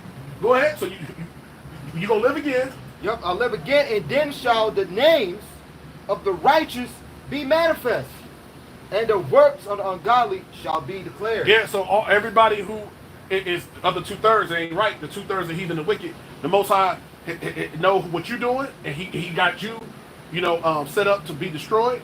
And the righteous names are in the manifest in the heavens, which is the book of life. Right? So we're hoping and laboring that our names in the book of life. Now, if they are, it's because not of any of our merit or righteousness, our own. It's because the Most High chose them. Right? And we're perfectly fine with doing all we can do to show the Most High or hope to be of that number. That's all any righteous man or woman could do in this time. Yeah. Be sorrowful, have pity. That shows that you would most likely be a member of the elect, a decent chance. Right. The fact that you have pity and remorse, and the fact that you have faith and you return to righteous works, right? That says a lot in this time, and the Most High ain't gonna forget that. He ain't gonna brush that off. Now, beautiful. Now we can get that. There's a book of 2 Corinthians chapter 5, verse 1, and it reads, for we know that our earthly house of this tabernacle, this body that we are in right now, go ahead, were dissolved, And we have a building of the power, and an house not made with hands, eternal in heaven. Yeah, that's a body that we have, a heavenly body. We know this body is just an earthly body. Yeah. This body, the Apostle Paul says, there's no good thing that dwelleth in our flesh. So we know that it really ain't. It's really just a place that houses our spirit. Our spirit is what's righteous. It's not our body. Go ahead. God. So you got a lot of women nowadays that glorify their body, right? Yeah, BBL. Everything, BBLs, fake breasts, fake lips, fake nose, fake everything, fake hair, fake everything. You can get a whole fake body, right? People glorify that, right? They glorify their body, how they look, not their spirit, right? Not in righteousness, not morals and character, and that's not looked up. Really, a righteous man or woman would be glorifying in the fact that they are actually got a meek and righteous spirit, that they're living uprightly, they're promoting righteousness and living the right way. But people don't. What's uplifted is how you look. That's in the third, and your looks is vain. You know what I'm saying? Your looks is all really vanity because all it does take a little bit of time and you lose that. Right. Or something could happen. You can have the baddest broad in the world and she can have a stroke and then one part of her body she can't even. That happens all the time. That was to a chick. Her name is Apple Watts. You know what I'm saying? And she was like a IG model, whatever, or a porn star, or whatever you want to call that shit. But she had like a bad car crash, and now she jacked up, man. See? Like she look like you can't even recognize. Like her. that. Yeah. Now I guarantee you can go on that woman's page still to this day. Yeah. And she got 100,000 pictures in bikinis. She's twerking. Yeah. You see what I'm saying? She's doing all this stuff, glorifying herself. Yeah. I guarantee she ain't never been glorifying the Most High. So that shows you that the Lord is a jealous God. That can happen to you. There was another one that was down in Houston. They got a lot of them. They got a lot of them bras down there. But down in Houston, she died. I guess Drake had messed with her because he had did that post years ago saying he was sad she died. But she had died because some weirdo dude that she was scamming out of money by having him, like he was one of her OnlyFans guys. They ended up meeting up. He wanted to meet up with her, just be around her, I guess, or whatever. And I don't know if she dealt with him, but they met up and like 3 or 4 times. And the last time he killed her in her house before he left. So that shows you. You see what I'm saying? But what was she doing? Glorifying herself, glorifying her body. See, the Most High not with that, right? Now, beautiful. What was you got it? This is the book of 2 Corinthians chapter 5, verse 2, and it reads, Huh? For in this we groan earnestly, desiring to be clothed upon our house, which is from heaven. Yep. So we groan earnestly. Our spirit is. Give me Romans 8 and 20. What does that mean? We groan earnestly, desiring our house from heaven. Keep reading. God. The book of 2 Corinthians chapter 5, verse 3, and it reads, Mm-hmm. If so, we that being clothed, we shall not be found naked. Yep, go ahead. For we that are in his tabernacle, we do groan, being burdened. Yep, we groan often, right? And why do we groan within ourselves, our spirit? Why is our spirit so burdened? Go ahead. God, not for that we would not be unclothed and be clothed upon the mortality might be swallowed up of life. Yeah, meaning we really desire for the righteous body. Go ahead. When you aches and you got aches and pains, you lose loved ones, you sick, all that really be part of your body groaning, and your spirit being burdened down. You go through all the different hardships. Your spirit is burdened here, man, because this is a place of judgment. God. Go ahead. God. Now he that hath brought us for the self same thing is empowered, who also hath given unto us the earnest of the Spirit. Go ahead. Therefore, we are always confident, knowing that whilst we are at home in the body, While we're at home in the body, go ahead. we are absent from Ha'adawan. For we walk by faith, not by sight. We are confident, I say, and willing rather to be absent from the body, Yep. to be present with Ha'adawan. Yep, and the only way we can be present with Hadawan is in those heavenly bodies. Right. Go ahead. Khan is the book of 2 Corinthians chapter 5, verse 8 verse 9 it reads, Yep. Wherefore we labor that whether present or absent we may be accepted of him, but we must all appear before the judgment seat of Hamashiach. Here it is. We all got to appear before the judgment seat of Hamashiach. That's what happens when you go back and you're judged. Go ahead. Khan, that everyone may receive the things done in his body according to that he have done, whether it be good or bad. So whether you do good or evil, the Most High is going to judge you, right? And Yahweh Shai is sitting right there at the judgment seat because He's giving all power to His Son. Now let's see Romans 8. Because when we in this flesh, we're groaning, we're moaning, we're battling, we're fighting in the flesh. There's a fight between righteousness and wickedness, demons, right? All sorts of things, different spirits. hold for me also. It's the one in second. I mean, no, Wisdom of Solomon 9 and start at 12. Who got out there? Yeah, That comes to mind. Book of Romans 8 and verse 20. Yep. For the creature was made subject to vanity, And what's that creature? That's talking about us, right? Us. Yep. not willingly, but by reason of him who have subjected the same in hope. Meaning it was by the will of the Most High. It wasn't by our will that we had to be that we were made subject to vanity. Meaning the Most High already knew that we was gonna go off. He set it up, knowing that hey, this is gonna happen. Then wickedness gonna come in the world. The world's gonna get progressively worse, and then be what it is now. Yeah. Right? Where you could be something called chicks with dicks. That's a real thing out here. Yeah. A whole lot look like a woman, but got a thing. Yeah. Or like when you a kid, they got a pee-pee. You know, you're a kid, with a little boy be like, mommy, I got a pee-pee, and they got a, you know there's a difference, right? Difference. A whole lot look like a woman got a pee-pee. It's crazy. Like, what is going on? Yeah. This is crazy. Yeah. You know what I'm saying? Like, that's where we are, Yeah. right? So, in this flat, go ahead, keep reading. Yeah, verse 21, because the creature itself also shall be delivered from the bondage of corruption Which are these bodies, right?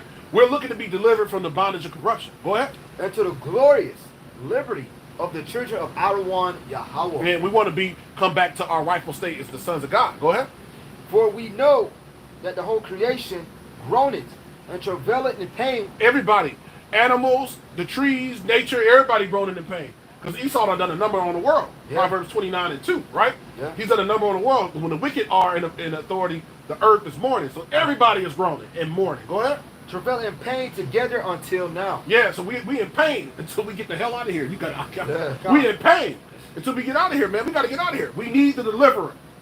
We need the savior. That's been in my spirit all week. Right? We need Yahweh Shah. Right? We need him. And the Yeah. reason why we need him is because he's the only one that can get us out of this situation that we're in now. Yeah. He's the only one that can do it. You got it, Akia. Book of Wisdom of Solomon, chapter 9, verse 12, and it reads, Mm-hmm. So shall my works be acceptable, and then shall I judge thy people righteously, Yep. and be worthy to sit in my father's seat. For, Go ahead. for what man is he that can know the counsel of the power, or who can think what the will of Hadawan is? What man can know what the will of the Lord is? Go ahead. God, for the thoughts of mortal men are miserable. Our thoughts here on the earth as mortal men, meaning in the flesh, that what makes you mortal, right, are miserable. Our existence here and our thoughts here are miserable. And I quoted earlier, give me Ecclesiastes 3:15. We're going to ask that. Go ahead. God, and our devices are but uncertain. Your devices are your plots, your plans, your schemes. All the things you think naturally, it's uncertain, right?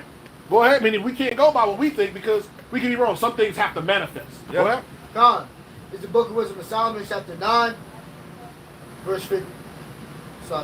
Verse 15, and it reads, Yep. For the corruptible body presses down the soul. That here we go. It's talked about the groaning, the moaning, and the groaning.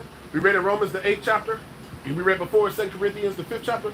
So this corruptible body is fighting with our spirit, our soul. Go ahead. God, and the earthly tabernacle waiteth down the mind that mucheth upon many things. Our mind be musing upon many things. Be all kind of different thoughts in our mind. Think about it every day. All the different thoughts you have. Yeah. Not all of them are good thoughts. Yeah. Not all of them are pleasant. It be all kind of different thoughts in your head. That's why the scripture say every spirit in 1 John the 4th chapter is not of the Most High, but try the spirits, right? Because it be spirits there that the Most High will allow to try you, right? To see what spirit you in. Go ahead. God, and this is the book of Wisdom of Solomon, chapter 9, verse 16. Yep. And hardly do we guess aright at things that are upon the earth. Yeah, that's why we shouldn't be so quick to be like, oh, this guy wicked, he wicked. The Most High ain't dealing with him. All these guys over here is righteous. Right? If you ain't in this group or that group, then you ain't righteous. And you see that all the time. Right? You see that all the time. Like I saw this guy that was speaking about it in the ISUB case, basically saying everybody need to go ahead and stop playing and come on over here and fall underneath General Yohana. Man, you crazy. You're crazy as hell, man. A dude that's telling you to take the chip. Yeah. Come on, man. Have you lost your mind? And it's people that's out here saying John the Baptist ain't in the truth and all kind of craziness. Like, this is the type of stuff that's going on. It's like, come on, man. We need Yahweh Shah. When you hear it, you're like, man, we need Yahweh Shah, man. This got to stop. Like, this got to stop. Yeah. He's the only one that can stop it. He's the only one that can stop it. See other men bugging out, rapping, doing rap songs about people they don't like. You know what I'm saying? Yeah, it's crazy as hell, yeah. This is what's going on. Dudes is bugging out. Teaching said that we in a new covenant. Yeah. That's bugged out when we still out here teaching. Being part of the new covenant, that we won't have to teach, our neighbor, our fellow Israelite. We had two Jake's sisters maybe 10, 15 minutes ago. The elder said, do you know that that y'all Israelites, right? And they said no. No. That's the proof that we're not in the new covenant. That's the proof that we still not in the new covenant. Bugged out. Dumbass. Just Jake is just gone. That's why we Gone, need man. because you see, you're like that, and you see the spirits is on particular people. You're like, it's nothing you can do for them Right. like that. Gone. It's nothing you can do. Especially, I've been able to be in counsel with certain men like that through vetting and stuff. And it's like when you see that a man, you in counsel, a man don't want to hear you. You're like, all right, forget it, then, man. It's nothing that you can do. Right. You gotta just chalk it up and say, give it to the Most High. Could they repent? Yeah, they could. But in many cases, 66.6% is a big number, right? Right. That's a big number, right? That's 2/3. So there's not much you can do about that. You gotta let it, let it be what it is. You gotta act out. God, the book of Wisdom of Solomon, chapter 9, verse 15, and it reads, Uh-huh. The comfortable body presses down the soul, and the earthly tabernacle weight when it bound the mind that abuses upon many things. Yep, your mind be playing tricks on you. Go ahead. That's why we see dudes just bugging out. We see like, oh yeah, them demons really own certain men. Oh, they own, Heavy man. as hell. They own. And it's getting worse, and it's gonna be way worse than this. So that gives us fear. Oh man, I need to keep operating in the right spirit and make my prayer before the Lord's face and continue to do what's right. Go ahead. God, how do we there is a right at things upon the earth? Here it is. So on the earth, we be off about things. Go ahead. And with labor do we find the things that are before us, the things that are in heaven, who have searched out. Yep. And thy counsel, who have known, except thou give wisdom, to send thy Holy Spirit from above. Beautiful. That's good right there. But we got 18 early. Last one earlier. So the counsel of the Lord, who has known, except the Holy Spirit be sent from above. So that's what is actually preserving us and keeping us. Is the Holy Spirit. The Holy Spirit is what is actually fueling us to continue to go, even though we go through hardship, even though, hey, this exercise of futility has to go on. I mean, us being here day by day, it's really of no avail. I think I had you Ecclesiastes 3 and 15. Oh, yeah. I forgot I said 53. Oh, no. Oh, we already got that. You read it. Yeah, it's about Ecclesiastes. That was about Yahweh Shai when he came and died and fled. Yep, you got it. You got it. Yeah, Ecclesiastes 3 and verse 15. Uh-huh. And it reads, You can that break which it down. have been is now, and that which is to be have already been. And I don't want Yahweh required that which is past. Basically, everything is what is on autopilot, man. All right, everything comes back, right? Everything be what reincarnated. Okay. Beautiful. You got some more? No, that's pretty much it. Go to Ecclesiastes first chapter. Add to the king, right? Let's start at 1 because it's gonna tell you that this exercise of futility, meaning something that's pointless.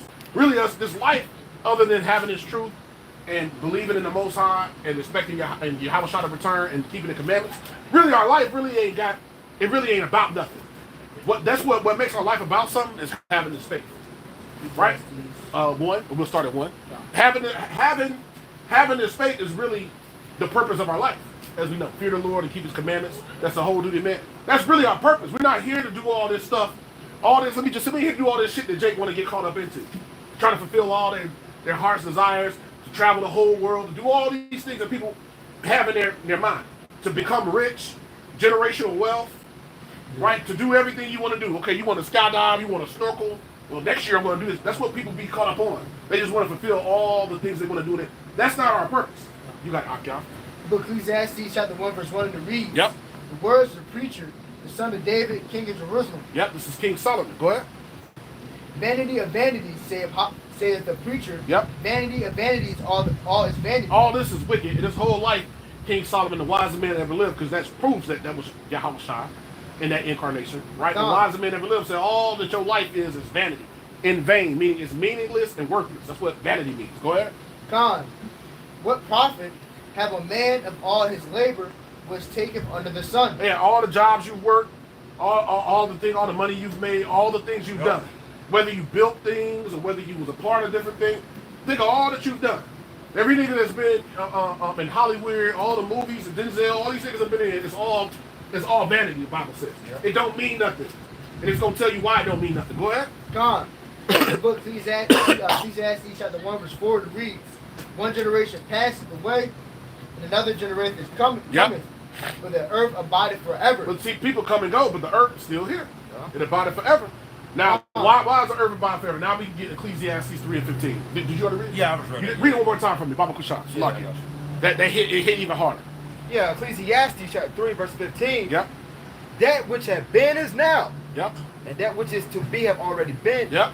And out of one Yahweh required that which is past. See?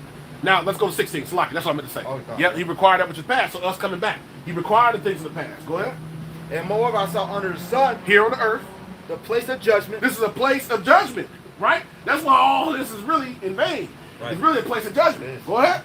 That wickedness was there. Wickedness is constantly here. Wickedness is at the highest level it's ever been in human history. Yeah. Matter of fact, the Most High said it reached unto the heavens, it reached to him. Damn. Yeah. You know what I'm saying? This man is literally doing wickedness all over. Even this man doing wickedness up in the damn past the firmament in space now. Yeah. In the second heaven. This man is just wicked. Got killed Gates talking about blocking out the sun. Yeah, this nigga blocked the sun. Yo, All it's kind of bugged out, man. like weirdo. My man Elon Musk. Them boys with those. Them boys is doing a great job of fucking this up. They bringing it. Man, this thing moving fast. Them boys is doing a great job. God. You see what I'm saying? Because he losing a lot of money right now because Tesla stock going down. All you niggas that went and bought them Teslas, man, y'all see it now. A lot of them bought them new Teslas in the last couple of years. They stock went all the way down. God. Now they ain't worth that much. You see what I'm saying? So y'all boys doing a good job. The Wadi Halba Shimi Abashai, y'all doing a good job of bringing Babylon down because the Most High got the spirit on y'all dumbass to do all this nonsense y'all doing. And it's very spiritual too, Elon Musk came in, with that chainsaw. Yeah, you know what I'm saying? Like, I'm gonna tear this shit. You know what I mean? Gonna tear it down. Yeah. Hey, good job. Good job, Esau. You doing a great job.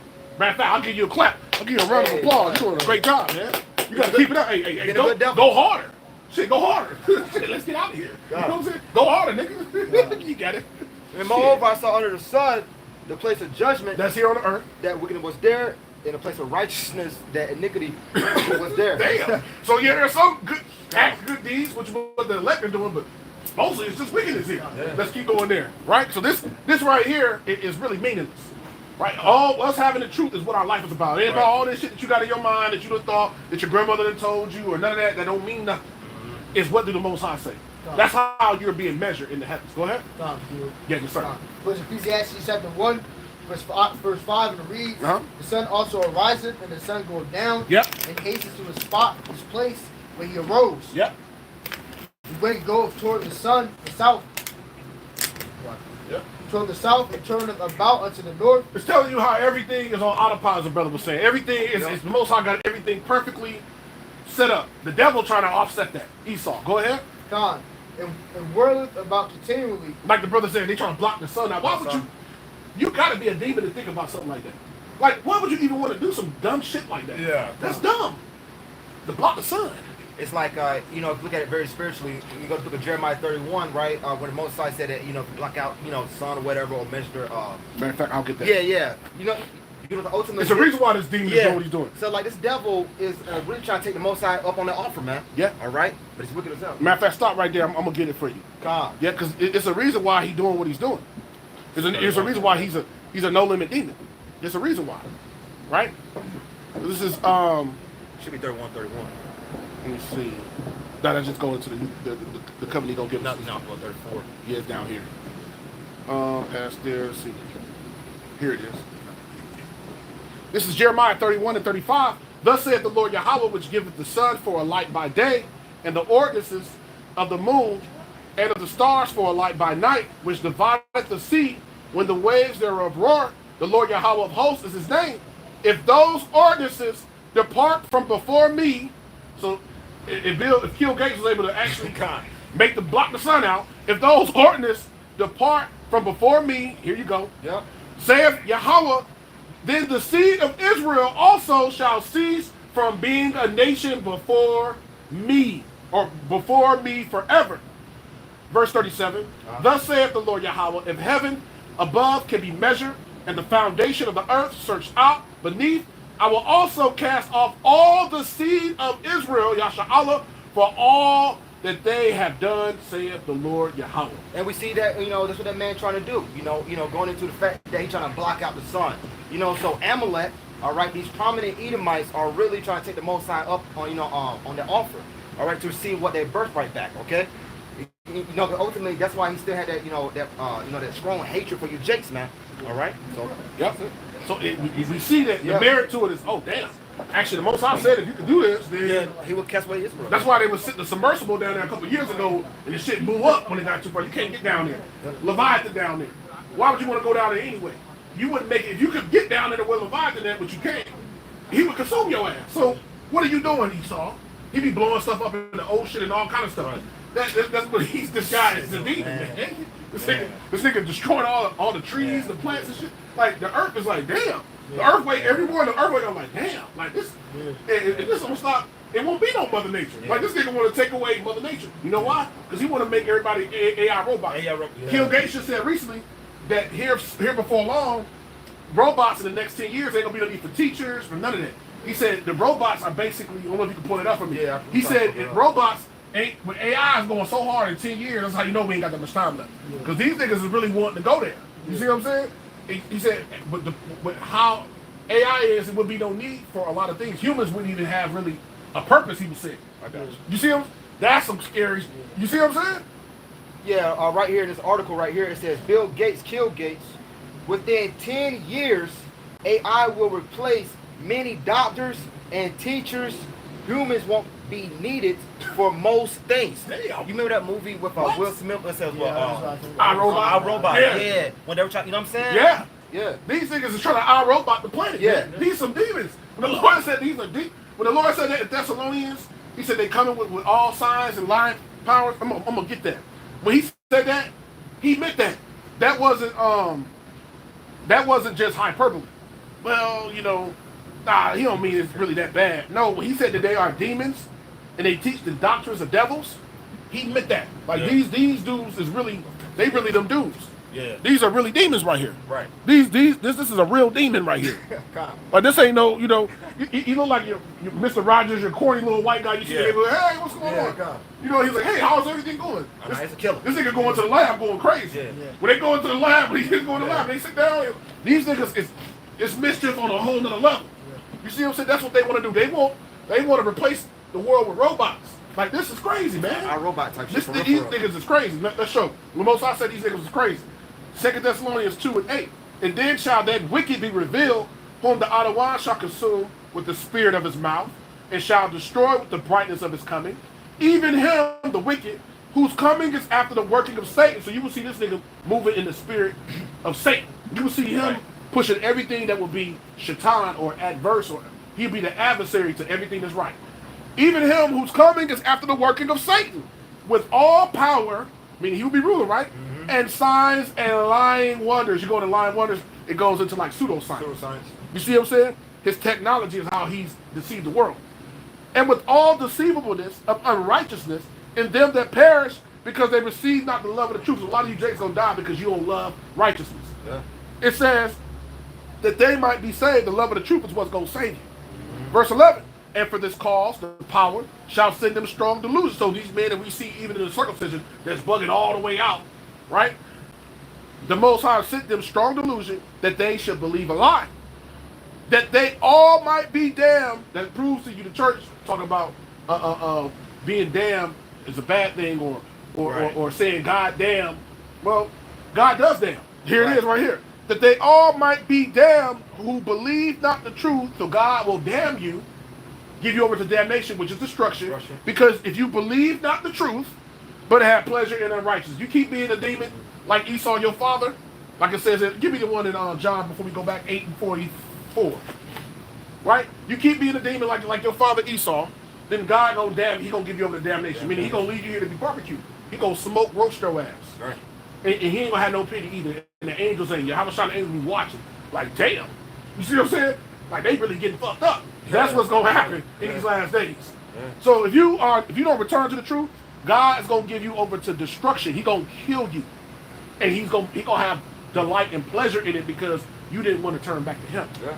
He didn't want to have to do it, but he said, "Look, I'm bound by my word. I said that this is gonna happen." Yeah. He said, "I don't take no pleasure in killing you, but if you don't want to serve me, then you should die. Then I'm okay with you being roasted." You know, just like Yahushua getting crucified. He wasn't crying. The Most High ain't gonna be in the heavens crying. He ain't gonna be mourning.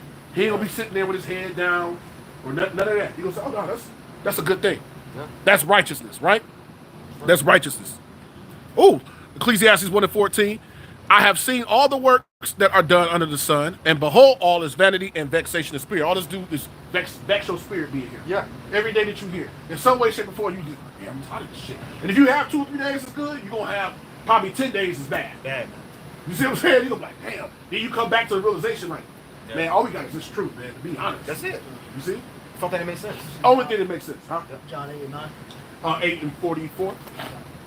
This is the book of John, chapter 8, verse 44, and it reads, Ye are of your father, the devil, and lust of your father. Ye will do. You Jakes are going, all the things you lust for, the ways of the world, the desires of your heart, you're going to do what your father do, Esau. He taught you to be lustful, right? Everything is bigger. Everything is better with bacon, right? Everything is bigger, but bigger is better. More. Hey, really, less is more. Yeah. It's better. It's better. It's not better to have more. Big fat niggas sit down at buffets eating, you know, all day long. That's the kind of spirit that Babylon got. Gluttony and wickedness. They promote that all the way around. Anything you want to do, you can go to Vegas and do it. You see what I'm saying? Any form of wickedness you want to do in Babylon, you can do it. Go ahead. He was a murderer from the beginning. Going back to Cain, right?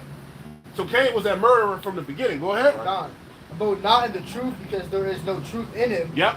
When he speaketh a lie, he speaketh of his own, and he is a liar and the father of it. He's the father of lies. So when you operate in the spirit of Esau in America and the ways of the world, then that makes you a liar, and and you following your father, who's a liar, right?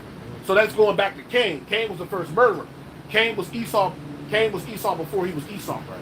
You see what I'm saying? He came back as Esau, because that was him before, right? He hated him. Same thing when he was Esau. He hated Jacob when he was pursuing him, trying to kill him. Same thing. And then Rebecca like, look, you got to get up out of here. You got to go. Hey, go to your uncle over there. Hey, he can't get to you over there. Go to your uncle over there in Lamont, and you'll be further enough away where that nigga can't get you. Because Esau was like, I'm gonna kill his ass. Right. He was looking to kill him. You see? Right. You got it, King. I need some life. You want? Oh no. Yeah, I want to grab this. I'm gonna fall back on that a little bit. Yep. This is the book of 1 John 3 and verse 8. He that committed sin is of the devil, for the devil sinned from the beginning. For this purpose, the Son of Adonai Yahweh was manifested, that he might destroy the works of the devil. All right, that's what's coming. The ways of Babylon and great, aka America, ultimately is gonna be burned up. That's whose works shall pass away. All right, and he that sinned from the beginning is talking about who came. All right, he was the first murderer on this planet, man. Yep. All right. Say from the beginning. Let's double down on that spirit. Go Revelation 20. We doubled when we was at. Go Revelation 20 and start at 1 and 2. And if you can get for me to double down on the devil, get for me. So that Revelation 20. Give me the one and give me. It's a few I'm thinking about. Give me the one. Matter of fact, go with that. It'll come back. It'll come to me. Yep. Now, this is the book of Revelation, chapter 20, verse 1, and it reads, Nah, I'm good. And I saw the angel come down from heaven, saying the key of the bottomless pit, Yep. That angel is Yahweh Shah. Go ahead. and a great chain in his hand. Which is slavery. And he laid hold the dragon of the old serpent, which the devil is Satan, Yep. bound him 1,000 years. Go ahead. The serpent, the devil, which is Satan. That's all speaking about the same person. God. Revelation 3. Genesis 3 and 1. You got it. That's all. Go ahead. God, Going to touch on the devil. Go ahead. and cast him into the bottomless pit. Meaning in Europe. So at one time, the Edomites, when they came out the mountains, out the Caucasus Mountains, right, and they came back to being civilized again. That was through Jacob civilizing, right? So they were in the bottomless pit. That was during the Dark Ages, 1,000 years. 1,000 years they was ruling, right? At that time. Go ahead. God, and cast him into the bottomless pit. Yep. And shut him up, and set a seal upon him. Yep. That he should deceive the nations no more. Salakia, I misspoke. That 1,000 years they was bound, they was not ruling, right? That 1,000 years they was bound, they was not ruling. Jake was ruling. I misspoke. When they came out for when the Renaissance time period came, that's when they started ruling. So Salakia, I misspoke. Now read that part again. God. Verse 2. This is the book of Revelation, chapter 20, verse 2, and it reads, Yep. And he laid hold of the dragon, Yep. the old serpent, The dragon, the old serpent, that's all the same thing. which is the devil, Which is a deceiver. It's the same person. Go ahead. Satan, And Satan, the dragon, the devil, Satan, it's all the same thing. It's about a man on the earth. Go ahead. God, and bound him 1,000 years. And he was bound 1,000 years, meaning he wasn't ruling nothing for 1,000 years. His ass was shut up. You see what I'm saying? And that's when we was ruling during the Dark Ages. Right. Or the Byzantine Empire. These are some of the names at the time. You got it, Hakyar. Yeah, this is the book of Genesis, chapter 3 and verse 1. Yep, let's find out more about this man from the beginning, because it said from the beginning, right? Go ahead. Now the serpent was more subtle than any beast of the fulfilled. Now we know this is of the wicked line of Esau. right. This means the children of the wicked. The three designations of people in the beginning of time is the sons of God, the sons of men, and the sons of the wicked. Right? The sons of God are the Israelites. The sons of men are the other nations. Do you see an Elamite walking around here? Some of the Ishmael. Those are the sons of men. And then you got the sons of the wicked. Esau got a special designation. Let's find out why Esau got a special designation. Let's keep reading. God, then entered the beasts of the field, which the Yahweh out of one made. And he said unto the woman, Yep. Yea, have out of one Yahweh said, you shall not eat of every tree of the garden. Yep. Go ahead. And the woman said unto the serpent, we may eat of the fruit of the trees of the garden. Yeah. So that shows you the deception going all the way back to the wicked was always with, unrighteousness being done, or always against. Well, you ain't got to do what the Most High say, man. You ain't got to really do that. He said, look, you ain't gonna surely going on me and go all the way through it. You ain't gonna surely die if you go against what the Most High say. See, and then when it was done, it was like, you didn't die. See? And he was like, damn, he's right. hey, look, I went and did da. And then took the philosophy out. He was like, shit, yeah, let's go with that. You see? And you see how the woman is weak, man, because he can't spring to the woman. Came right to the woman. Not the man. That's right. You know what I'm saying? That's So, right. That shows you. You see? Now, let's double down on this man, because the wicked, the serpent, the devil's all talking about the same entity. Anybody, Malachi 1, verse 1 through 4, and then Psalm 140 is another God. And I'll get the other one. We're gonna mow them down, because this came in mind when the brother started talking about that. Talking about the wicked, right? You could start a month. Got the book of Malachi chapter 4 verse 1, and it reads, for behold, the day cometh that shall burn as an oven, and all the proud. Oh, that's Malachi 1 and 1. It's lucky. No, you good. The book of Malachi chapter 1 verse 4. We'll start at 1. 1, and it reads, the word of the one Yahweh to Yahweh by Malachi, I have loved you, and how the one Yahweh, yet he say, wherein hast thou loved us? Yep. Was not Esau Jacob's brother? You got to remember, Esau was Jacob's brother. That's the wicked. Go ahead. And how the one Yahweh, yet I loved Jacob, and I hated Esau. The Most High hate Esau. Right. So what anybody got to say about that? And he said the same thing in Romans the 9th chapter. So it didn't change. The Most High hated Esau, right? And he still hates Esau from the beginning. So what do you got to say to combat that? Right? Go ahead. God laid his mountains and his heritage waste from the dragons of the wilderness. Yep, go ahead. Whereas Edom saith, this is what the Edomites say. Go ahead. They're proud. Go ahead. We are impoverished, but we will return and build the desolate places. Yeah, Esau realized there was a time when he wasn't ruling, but he came back into power during the Renaissance. He said, when we are impoverished, that's when they was up in the mountains, right? And their clothes were sticking to their hands. And they were smelling like the Most High know what. Smelling like some old wild goats up there or something. You see what I'm saying? God. We are impoverished, but we're going to return and rebuild the desolate places. Go ahead. God, thus saith how the one Yahweh of hosts, they shall build. They going to build. Go ahead. They'll build cities all around the world. They got the whole world looking like how Babylon looked. Go ahead. God, that will throw down. The Most High said, anything that Esau built is destined to be destroyed. Go ahead. God, and they shall call them the border of wickedness. The Edomites are the what? The border of wickedness. The Edomites are what? The border of wickedness. The Edomites are what? The border of wickedness. You Edomites, you devils, you so-called Caucasians are the border of wickedness. Go ahead. God, the people against whom Yahweh had the indignation forever. And the Most High hates you forever, ever. And he ain't gonna never change his mind. He created you to be the wicked. He created you because he made you the crooked serpent.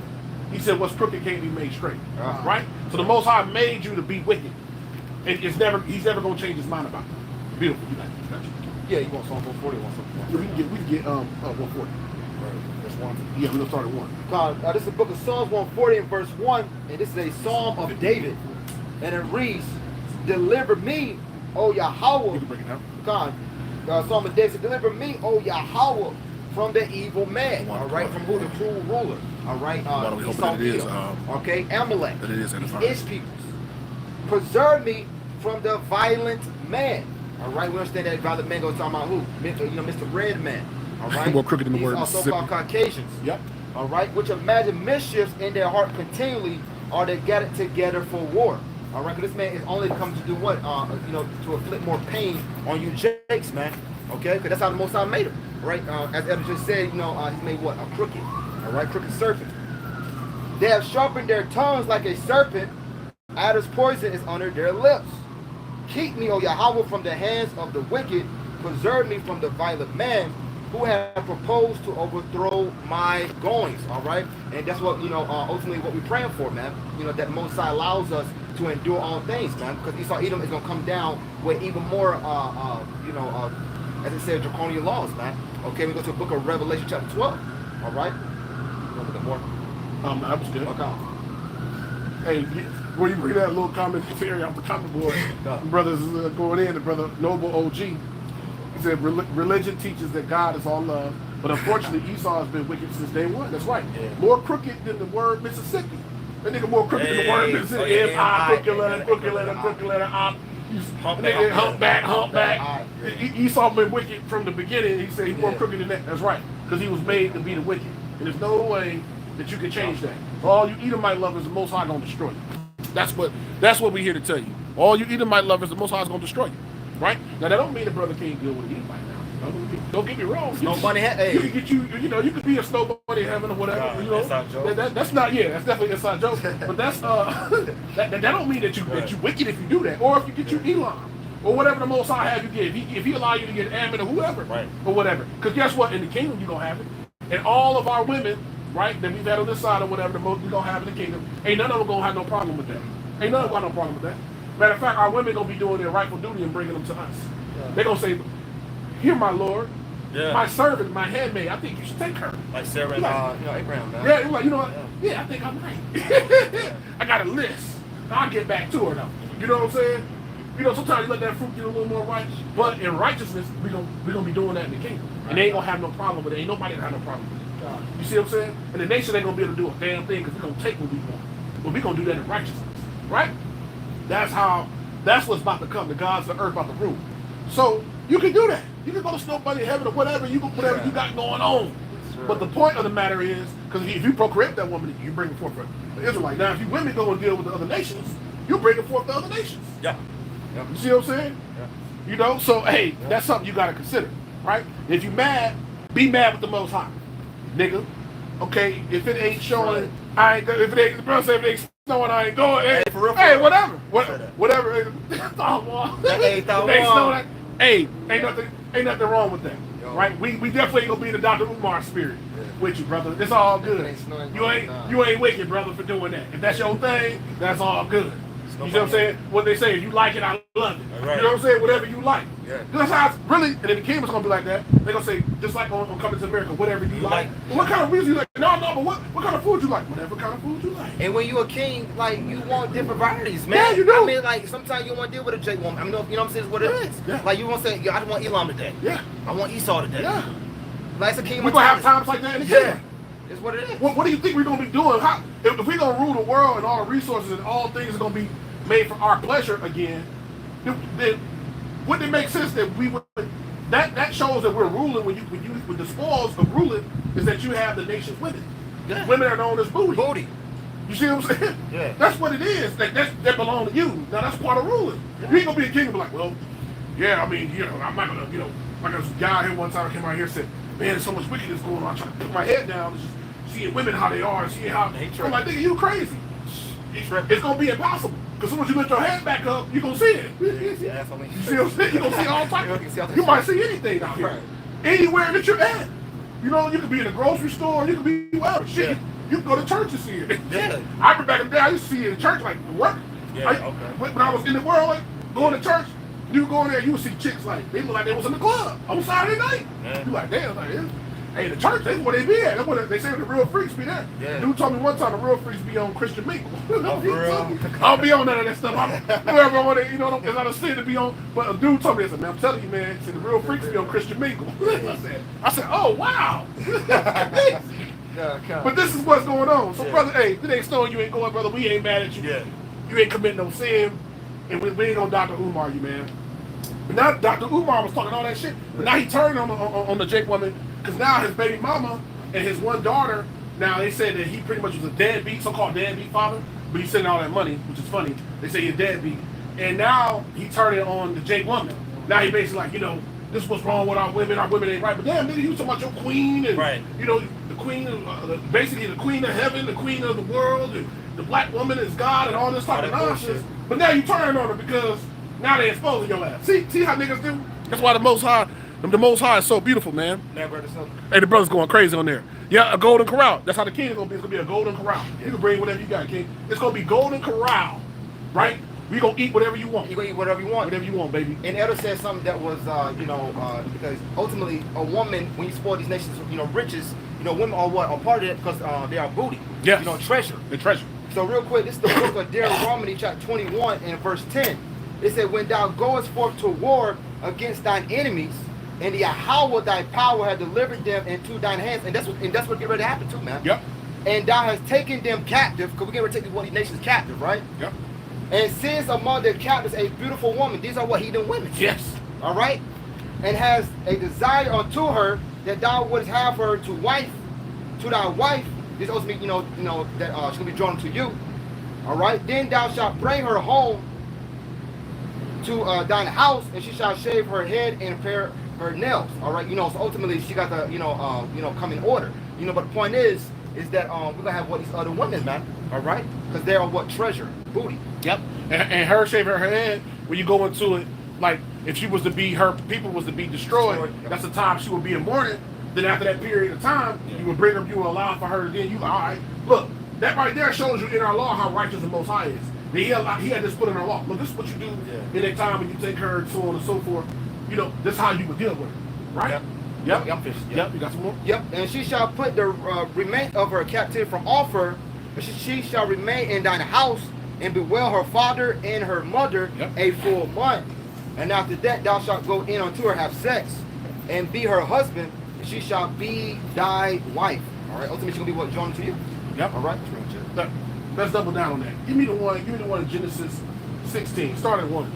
Because people get real simple, right, about these types of topics. Yeah. They can get real simple, like, well, I mean, well, it does say in the Bible that, when it deals with women in the other nations, that, well, ultimately, the Lord said that don't go in unto them and do this. No, the Lord told us what happens when you do. Right. It wasn't no sin that Solomon had 1,000 women. It was a sin that Solomon started taking on the ways of those women that had other gods.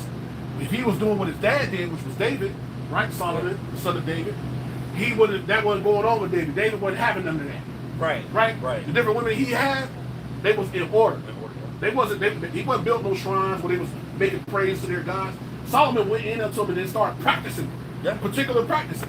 That's when he went off. You see what I'm saying? So Solomon had as many women as he wanted, and we're gonna have as many women as we want. We're gonna prove that. Go ahead. Book of Genesis chapter 16 verse 1 to read. Uh-huh. Now Sarai, Abraham's wife, bare him no children. Yep. And she had a handmaid, an Egyptian, whose name was Hagar. This is the add to what the brother brought. This is actually another precept that shows what happened with the heathen women. So she had Hagar, her Egyptian handmaid. Go ahead.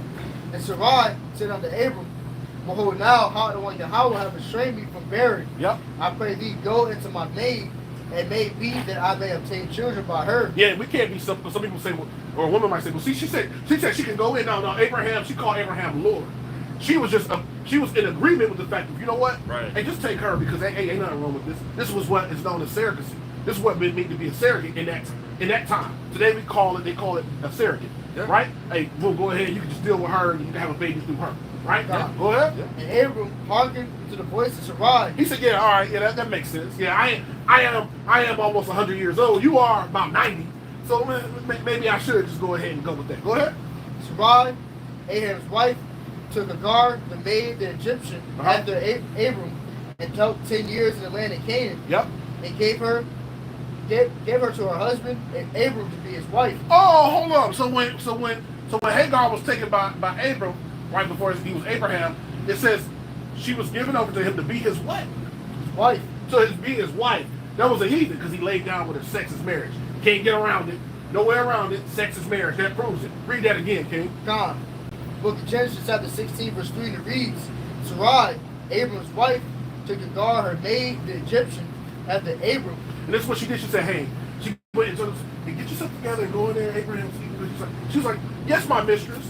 And when she came in there, I'm pretty sure she was like, yes, my Lord, I'm here for your desire. Yes, my Lord. Yeah. right? Yeah. That's what happened. Go ahead. And had dwelt 10 years in the land of Canaan, Uh-huh. and gave her to her husband Abram to be his wife. Yep, he went down and laid with her, and when he popped her, that made her your wife. So when you deal with a woman, that makes her your wife. Your wife, man. Now, we understand in this world, it's a wicked-ass world, that you deal with a woman, she'd have had a lot of men before you. So, you know, hey, Yeah. through the spirit of Yahweh Shem Yahweh, if that woman returned and tried to be upright, hey, you can honor that as in the spirit, but on another note, the way this really works is you wouldn't be dealing with a woman that's done been dealing with a bunch of men. Yeah. Right? Right now, Israel is a prostitute unto the Most High, and we went a whore. That's why he gave our women, allowed for us to be conquered, and our prized possession, because the Bible tells you that we're going to show that in a man glory in women. Now, what do women glory in? There. Their hair. It shows you the nature of a woman compared to a man. Yep. Men glory in women, the scriptures tell you. Yeah. But women glory in their hair. So Yeah. that shows you the mind frame of women is totally different than the mind frame of men. That's why we're called. That's why we're called to die for the woman. Yeah. It says it talks about that in Ephesians. It says love your wives as a Mashiach loved the church and died for her. It tells us that, right? Yeah. But a woman ain't called to die for us. So that's part of the provision that come and guidance and order that come from a woman being under a man. She has a level of protection. She's gonna be provided for if she do what she's supposed to do, right? So Abram took Hagar, an Egyptian woman, a heathen, to be his wife. Right. So there's no way around that. You can't change that. You can't make it what you think it is. This is what the scriptures are saying, and this is what we're gonna go back to real soon, because Isaiah 4:1 is upon us, right? Isaiah 4:1 is upon us, right? Hey, shalom to the brother trained to go serve it. Shalom. Hey, Yahweh Shalom. Shem Barakatah. That's the spirit. I see you have been on here, brother. I was if you have the ability, I put it on one of your lessons. You could reach out to me. I wanted to reach out to you. I said you've been coming on the comment board. You know what I'm saying, or whatever, through the spirit. I put it on one of your last lessons. You can go back and check it out. I put it on there. If you can do that and just hit me up with a little text or something. That's through the spirit. You know, if you choose to, but it's all through the spirit. Yet the brother said now in days some men glory in their hair. You're right. Yeah. Some men do glory in their hair. Now, matter of fact, we're gonna get both of those scriptures. That's heavy, because the brother's right. Some men do glory in their hair. What's right? that? That's you know, like an old cartoon where it says, Goldilocks let down the long beautiful hair, whatever. Yeah. Yeah, like, you know, what's that? Yeah. Rapunzel. Okay, Rapunzel. Yeah, you know, but ultimately, you know, like she was glorying in her hair. You know what I'm saying? So, you know, that shows you. Yep. You know what I mean? And that's why as a curse start with Judah, right? You see it with the worst. The curse on a lot of women of our nation is that curse of their hair. Yep. The Most High start with Judah. You see them with the ones with the crown, the scab of the head, and all that. They can't grow their hair like that. Yeah. That was a curse unto them. Because think, the Judite woman then, you know, was the most proud. And it's really her being proud like that. The other women in the tribes kind of followed her. But that curse came upon her, just like the Judite man. The greatest sodomites, all that. These niggas is weird. You see them, the RuPauls, all these weirdo niggas out here. These niggas are so gone. They're the worst of the worst. You see what I'm saying? Like, they're the worst of the worst. You see them. Yeah. You see them boys, they part of the Rainbow Brigade. They push that the hardest, bro. Saucy Santana, whatever the nigga name. Just the fact a nigga call himself saucy. That showing you that this, we gotta go. We need to have a shot, man. We need a nigga call himself saucy. What? You might give me 1 Corinthians 11 about glory in your hair. What? God. What is going on, man? Let's show. Let's start it. It's out of here, man. Yeah. It's time to go. It's time to go home. Yeah. Right. Let's start at 11. 1 Corinthians 11 and 11. Right. And there's another one that talks about. He's up below here. Give me the one, the glory. I'm getting that right. Give me the glory of a man. It's man glory of a woman. Got you. Yeah. It's Ephesians, right? I believe it is. Yes, in Ephesians. Go ahead. This book of 1 Corinthians chapter 11 verse 11 and it reads, Nevertheless, neither is the man without a woman, neither the woman without a man, and how the one Yahweh. For as the woman is of the man, even so is the man also by the woman, for all things of the power. Yep, go ahead. Meaning when a man and a woman, when they actually lay down and deal with each other, that woman is bound to that man, right? And in righteousness, that man, he can according to law, but Yahweh Shah said it's simply for fornication. Now, that's not the only reason that you can put her away, but Yahweh Shah made it clear, look, you shouldn't be in the spirit of wanting to just put away your wives, because going back to the time of Moses, he said, this is why that law was put in the law, that you can put her away, because Jake was complaining about that. So Yahweh Shah said, okay, that's why that was put in the law, but you ain't supposed to make your business just be putting women away, right? Because you cause her to do what? Become an adulterer. You pop her, you pop another woman, you go another one, you causing her to sin. Go ahead. John, book of 1 Corinthians chapter 11, verse 13, and it reads, judge yourselves, is it comely that the woman pray unto the power uncovered? Go ahead. Doth not even nature itself teach you that if a man have long hair, it is a shame unto him? Like the brother said, the brother I was just giving a precept to him, it tells you by nature, it's a shame for a man to have long hair, right? So the brother said nowadays men glory in the hair. You're right. You have a man that has hair all the way down his back like a woman, right? And that shows you that nature tells you that's a shame, because that is the characteristics of a woman. But now you got women that can't grow their hair. See how cold the Most High is? Go ahead.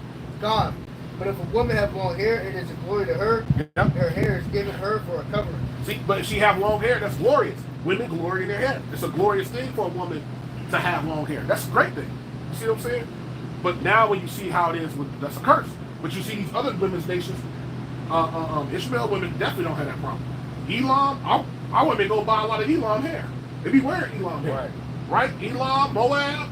You start thinking of these other nations, these different Japhite nations. You know, the brother, he don't deal with the Japhites, but it's all good, you know. He might find it in his heart in the kingdom and have one or two or a few, you know, we never know. But that's the point. The point is that it's a glory. That's a good. But our women start with Judah first and foremost. You see it the worst, right? Like back in the days, we that song, bald head, scallywag, ain't got no hair in the bag, weaved up, jailed up, your hair is messed up. That's my man Project Pat. See, y'all don't know nothing about that. Y'all don't know about that Project Pat, yeah. You see what I'm saying? Bald head, scallywag, ain't got no hair in the back. You talking about ain't got no edges, the hair messed up. That's because it started with Judah. That's the curses on your ass. So Judah's supposed to really be the most humble. Yeah. But they proud as hell. Now they hell. You see, you can't even grow no hair. That should humble your ass. That should make you submissive. Like, damn, I can't even grow my hair. What's that big girl name that tried getting the Uber? Oh, she was nasty. But like she's proud as hell. She's though. a rapper too. Like she's like 500 and some pounds. Yes. You know what I mean? Yeah, she was nasty. A big nasty thing. You see a big wildebeest. You see what I'm saying? You know A big buffalo. A big water buffalo. I call it a big water buffalo. Just little nasty. She like she's like one of them types. Yeah, through man, through. Yeah, she tried to get a lawsuit or something for Uber or something. I think she won that shit, right? I'm not sure. She did. That's sad, man. That's sad. It was a brother that quit the camp and became a scoffer because asked them to cut his hair. That happens all the time. As men, chicken hair, bob, chicken, bob, chicken hair. Yeah, there you go. Hey, that's an OG right there, noble OG. He understand that. He remember that. You remember that. Hey, that's that Project Pat, baby. Bob. He said it. Bob, chicken. That's right. That song back in the day. That was a joint right there. You see what I'm saying? That was a bad song back then. I'm gonna look that up. Yep. Yeah. Chicken Head. You know what I'm saying? Chicken Head by Project Pat. Well, that thing was crazy. But it really was a mockery at Jake women. Because they can't grow their hair. It was a mockery. You see what I'm saying? Which really is a shame. It's a shameful thing. Because it just told you if a woman have long hair, that's a glory of her. So our women look at the other nations and see the fact that the other nations, women have that and they don't have that. Start with Judah, Benjamin, Levi. Now, yeah, some of the tribes, women do got hair. And there are some Judite women that can grow, Judah, Benjamin, Levi can grow. But by and large, you see that curse is on them. Right? It's supposed to humble them. You see what I'm saying? Yeah. Supposed to humble them. Now, beautiful. Proverbs 12:4. What's that? I don't know. Bring whatever you was gonna bring. I'll find it. Yeah, okay. But this is Proverbs 12 verse 4. He said, "Worthy wife is a crown for a husband, but a disgraceful woman is like cancer in his bone." This is an NLT. All right, because ultimately, the husband glory in his wife, just as a woman glory in her hair. Yep. Okay. 1 Corinthians 11. Who was there? Yeah, it's further up to. Yeah. I think it's 7, 8, and 9. Yeah, we could start at about 7. Put it in context. 7, 8, and 9. Yeah.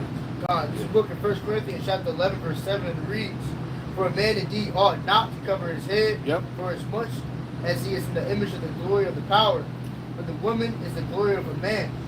For the man is..." Hold up, there we go. Read that again. There we go. God's book in 1 Corinthians chapter 11 verse 7 reads, "For a man indeed ought not to cover his head, for as much as he is the image of the glory of the power." That's why we don't cover our head completely, right? We might have something on our head, but look, the crown, the top of our head is not covered, right? Right? With a fair meat tree, it'd be a little bitty hole or whatever, it would be open. You ain't supposed to completely cover your head. It's telling you why. And it's men that teach against that. Right? Go ahead. But the woman of the glory of the man is the glory of the man. Yep, the woman is the glory of the man. Let's find out why. Go ahead. For the man is not of the woman, but the woman is of the man. The woman was created for the man. Go ahead. The book of 1 Corinthians chapter 11 verse 9, and it reads, neither was the man created for the woman, but the woman for the man. So we got to remember that. The man wasn't created for you. You was created for us. Let's double down on that. Give me, if you can, give me the third Genesis 3 and 16. So that's how this thing worked. The order, before we get out of here, the order of things is that the woman was made for us. So that shows you how far we've fallen. Now that the woman is over us, Jeremiah 31:22. That shows you how far we've fallen, how low we are. Right. As Israelite men, we're low. Because our women, really, we don't have no rule over them. For the most part, they just do whatever they want to do. Right? They got power over us. They're more educated. They be having to get better jobs. Get more favor in society. They're lifted up. They're exalted. We ain't being exalted. You know? We being looked at as, no, fuck you. And that's how a lot of women, these niggas, they want the money, who got the bag, nigga? That be the spirit our women be in. Why? Because they get ruling over us. But what's about to happen, we about to be back and rule over them. Isaiah 4:1 is about to be the game changer, baby. That's gonna be the game changer right there. And that's what's coming. So if you ain't down with Isaiah 4:1, just understand that the Most High, hey, you probably gonna beat them in Micah 7 and 9 and 10. If you ain't down with Isaiah 4:1, you probably gonna run into Micah 7, 9 and 10. That's probably what you're gonna run into. That's gonna be a problem for you.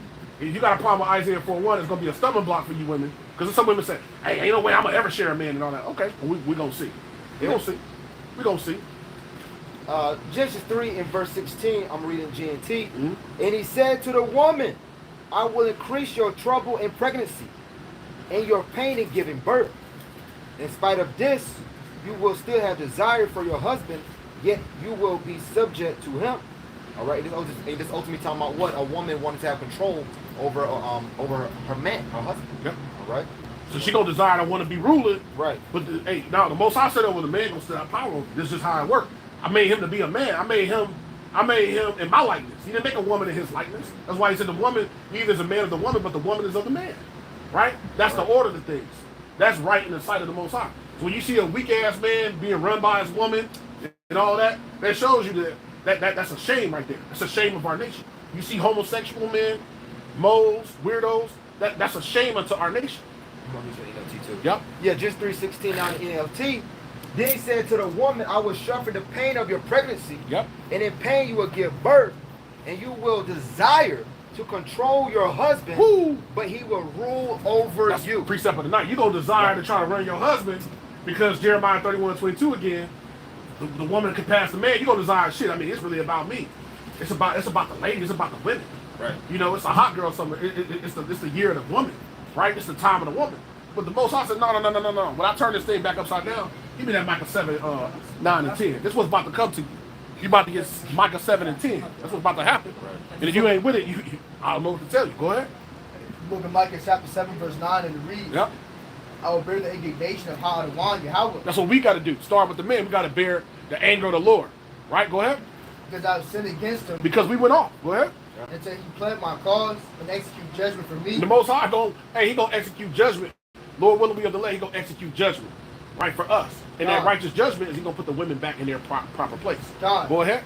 He will bring forth the light, and I shall behold the righteousness. Yeah, go ahead. Then she that is my enemy, the Israelite woman, she that is our enemy, go ahead, shall see it. She about to see the tables and the wheels of fortune turn fast. She's seen it already. A lot of women on the internet crying and this and the third, and it's so hard and I can't deal with this. How much more when them trucks ain't running? How much more when you ain't got you ain't gonna have no summer's eve and you ain't gonna have all this the eyelashes, the fake eyelashes, the fake nails, the fake everything. Just everything. The fake hair, all that. When that's all gone, we're gonna deal with that fake hair and all that. We're gonna deal with that. Give me I'm on Isaiah 3. We'll start at 16. Go ahead. The shame shall cover her, which said unto me, yep. Where is Ha'adawan Yahweh thy power? These women don't believe. They don't believe like that. Now you do have women that's returning. You got the elect lady, women in Romans 16. You got different women that was back, Eunice and Lois. Right. These women are in fact back. The company of women that was there when Yahweh when he died. There's women that believe, of course, right? There's gonna be A number amount of women is going to make it. Yeah. But the point that what we're making is the majority of our women in our nation, which they are the majority, there's more women on the planet than men. The majority of them don't believe in the Lord. They ain't standing up for truth, right? Go ahead. So the Lord said, which saith unto me, this is what the women say today. Mine eyes shall behold her, and she shall be trodden down as a mire in the streets. She gonna be like feces in the streets. She gonna be like waste in the streets. She gonna be trodden down. Cause she said, read that part again. What the woman said. Which saith in their heart. And shame shall cover her, which she said unto me, where is Adonai Yahweh thy power? Yeah, whatever, nigga. You talk all that God stuff, whatever, nigga. We'll see if that happen. Okay, go ahead. I've had women with my short time being in this faith tell me that years ago. 8, 9 years ago. I had women tell me that. Show them Isaiah 4:1. Oh, they ain't. Oh, I ain't about to be. We gonna see. We gonna see. And a lot of women gonna be looking for righteous men. Women, you brothers that have had women, whoever have brothers that's in this faith now, a lot of women gonna be looking for righteous men. They're gonna be trying to find you. Right? Go ahead. God. Where is Adonai Yahweh thy power? Nigga, where your God at? Where your God at, nigga? That's what the spirit that they're in now. They're proud. Go ahead. Right. Mine eyes shall behold her. Now shall she be trodden down as a mire in the streets. Yeah. So it's almost over for you when you got the Akyah. Because really, a woman being in the rightful stead is her being submissive and under her man and making sure the house is good to go. These women want to be outside. They want to do all this wickedness. Yeah. That's the last thing on their mind is like actually being submissive. You say submissive, I always say all the time, and it's like you done called them it's like you done called them B's and H's, and saying submissive is worse than that. They got submissive. What? And be prepared to fight. Hell yeah, they gonna lose their mind. Yeah. Submissive. What? Yeah. Nigga, I ain't about to cook nothing. I ain't about to go do this and do that.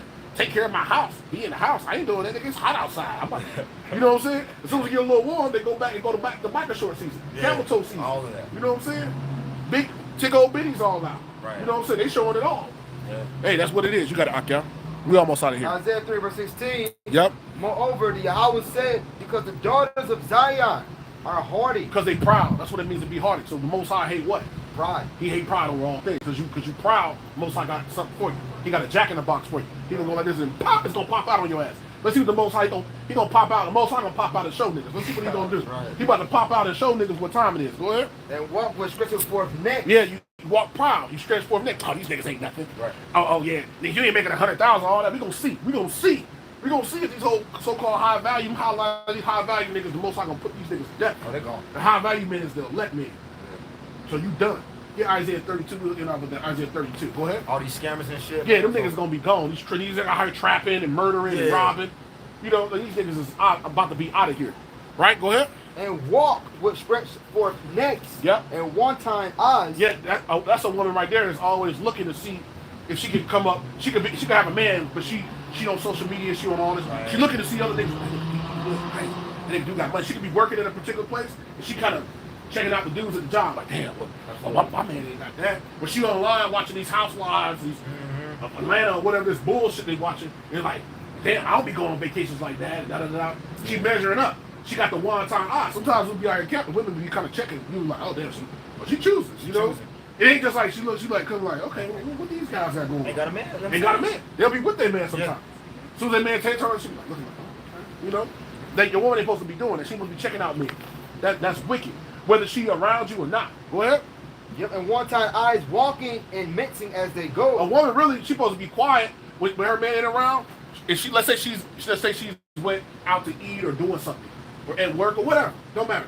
She really supposed to have a spirit on her where a man really wouldn't even want to approach her. Because if she's that inviting, she opened it up. Any man, that's invitation. Oh, she really, I got to talk to her a little bit. I got it. You see what I'm saying? Right. Any man know that. But they'll have a whole lot of men and all that, and they still out here surveying, seeing if they can find something better. Go ahead.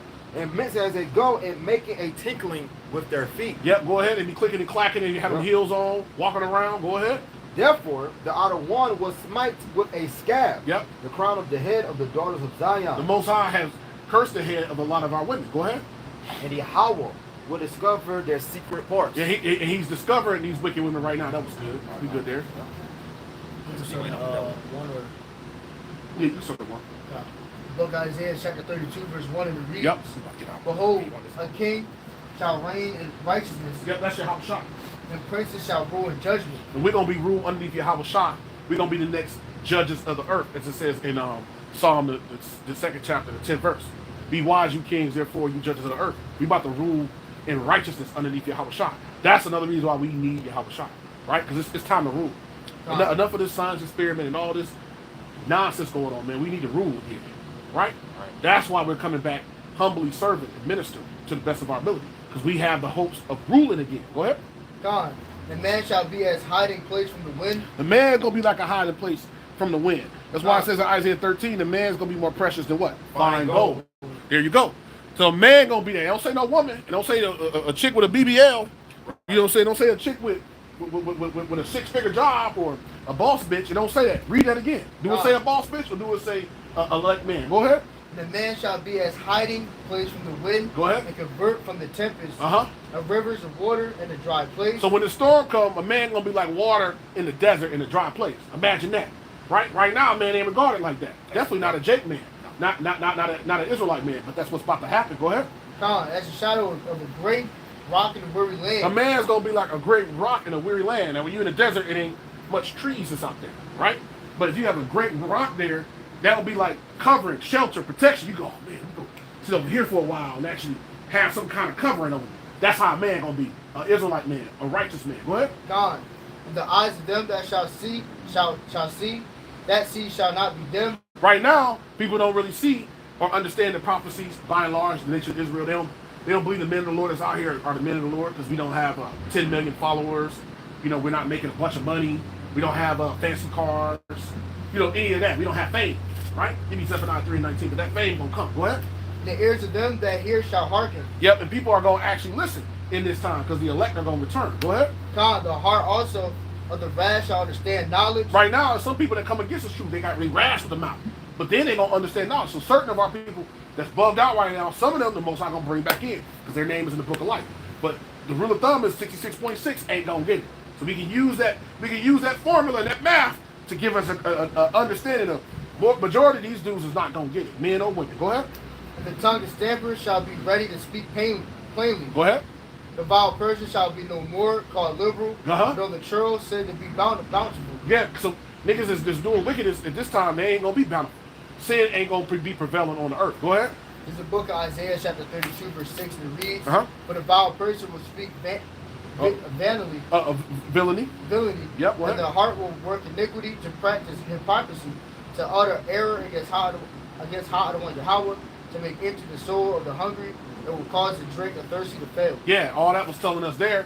Starting back from the top of that verse. I'm gonna get it piece by piece. That's a lot of good stuff. God, this book Isaiah chapter 32 verse 6, and it reads, Yep. But a vile person will speak villainy. Yep. So a person that ain't right, the Bible says, let the wicked be wicked still, let the righteous be righteous still. Right? So a man that ain't right, you can't make him right. Go ahead. God, and the heart will work iniquity to practice hypocrisy. So a lot of people are giving over to their own thoughts. A lot of them are hypocrites.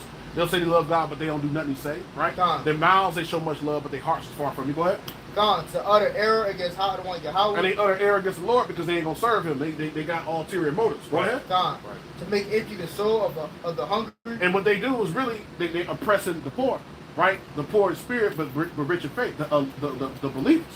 So what these niggas is doing in the church, like my man, I did a lesson on it coming to here, the cap. My man that said you got to pay $40,000 before the church is out.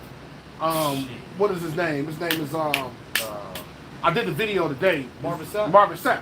He said you got 40,000. We ain't leaving today until my church and people online all together get 40,000. He said he told the ushers close the doors of the church. These niggas is wicked. Yeah, they gone. False prophets. Go ahead. So these dudes are causing the hungry to starve. They ain't giving them the truth. Matthew the 23rd. Jeremiah the 23rd chapter. Go ahead. God, to make empty the soul of the hungry. Go ahead. And will cause the drink of the thirsty to fail. Yep. Cause the thirsty to fail. That's right. Go ahead. We almost there. The instruments of the sure are evil. He devises the wicked devices to destroy the poor with lying words. Even when the needy speaketh right. That's talking about Esau, but it also can be applied to these wicked niggas. It's more wicked than the wicked. Go ahead. The book of Isaiah chapter 32 verse 8, and it reads, When the liberal devises liberal things, and by liberal things shall he stand. We live in a liberal society. Liberal means free. People are free to do wickedness. So people are going to stand for liberal things, right? That's why you have the Democrats and the Republicans. The Democrats tend to push liberal laws and things like that, meaning things that are they're pushing social justice and what's right in the society. Look, being a mole, doing all that's what they're pushing. Women's rights, they're pushing that type of stuff. Yeah. Feminism, the Rainbow Brigade, they're pushing that, right? Because that's all liberal. So people stand for liberal things in this liberal society in the Western world. Go ahead. God, the book of Isaiah, chapter 32, verse 9, it reads, Yep. Rise up, ye women that are at ease. Uh-oh. Rise up, you women that are in pleasure, that are living in peace and ease. Right? Go ahead. Hear my voice, ye careless daughters. And why is it addressing this to the women? Because they are the weaker vessel. Right? You don't think you are, but you're the weaker vessel. God. You watch a Wonder Woman movie, she 125 pounds, and she throwing men 300 pounds and all. You think that shit is real. Right. Right? That's not real. Delusion. Go ahead. Yep, that's straight delusion. Good. God, give ear unto my speech. Many days and years shall ye be troubled. And we in that time where a lot of women have been troubled. We've been in that time just ever since COVID, Crown 19.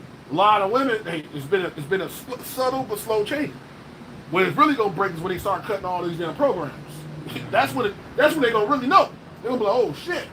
Oh no, I need a man. Oh, okay.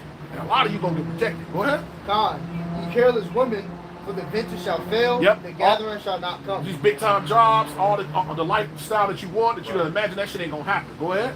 The book of Isaiah, chapter 32, verse 11, it reads, Yep. Tremble, ye women that are at ease. The Most High is doubling and tripling down. Come back to being a woman again. Come back to be feminine means to lack faith. Come back to being one that you know you have to have a man, God. and a righteous man at that, and that you got to adhere to God's laws. You got to come back to that. You got to come back to being an Israelite.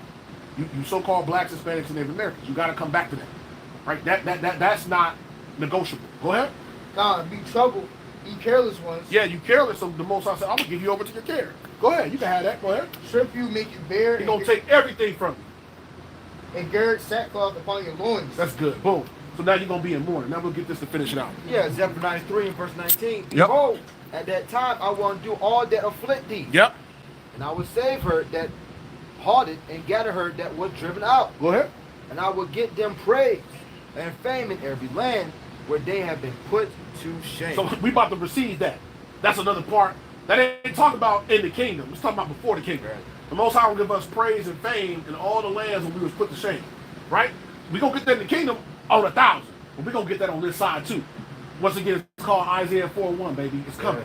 So that praise and fame is about to come back. Well, why is all these things happening? And what you're about to see is that you're about to see the favor of the Lord over the righteous as people that are the 2/3. You're about to see them being more afflicted. And them looking like, damn, well, why these dudes are okay? Wow, well, what's going on here? You're about to see more and more of the elect doing this coming together. You're going to see more of the 2/3 becoming unseen. You know, they're going to be like these books, right? When the scene come out, then the whole book is just everywhere. Right. The scene keep it together. That's what's about to happen to the 2/3. They're about to be everywhere. Why? Because the Most High going to take care of the righteous. He made a promise, right? So with that, we pray this lesson was edifying to you, believing brothers and sisters. We want to give all praises, infinite honor, and glory to our God, our power. Yahweh, Bahashem, Yahweh Shai, Bahashem, Rakakadash. All praises be to the Most High God, Yahweh, and His Son, whose name is Yahweh Shai. The Wadi Yahweh, the Wadi Yahweh Shai. Call Halo Yamla, Allah Yahweh, Yahweh Bashim Yahshai. All praises to our God, our power, Yahweh and His Son, Yahweh Shai, the magnificent. Honors be to the elect elders, laboring in truth and sincerity on the four corners of the earth. Barakyam Allah, Habayath, Matabadad. Blessed to the house of David, you brothers laboring in truth and in sincerity. And to the Akim and Akwaf, brothers and sisters that also listen and believe on the glorious gospel that's being preached throughout the four corners of the earth. And to you we say Shalom. Shalom. Shalom and Shalom wa Barakatham. The Wadi Yahweh Bashim Yahshai. Right? Barakatah Yahweh Bashim Yahshai. To the brother trainer go server. Hopefully you got my you look on one of your last lessons, your last couple. I left some info there for you. Just go ahead and Baba Kusha, check it out. You know, and hit me up. You know, just hit me up through the spirit. You know.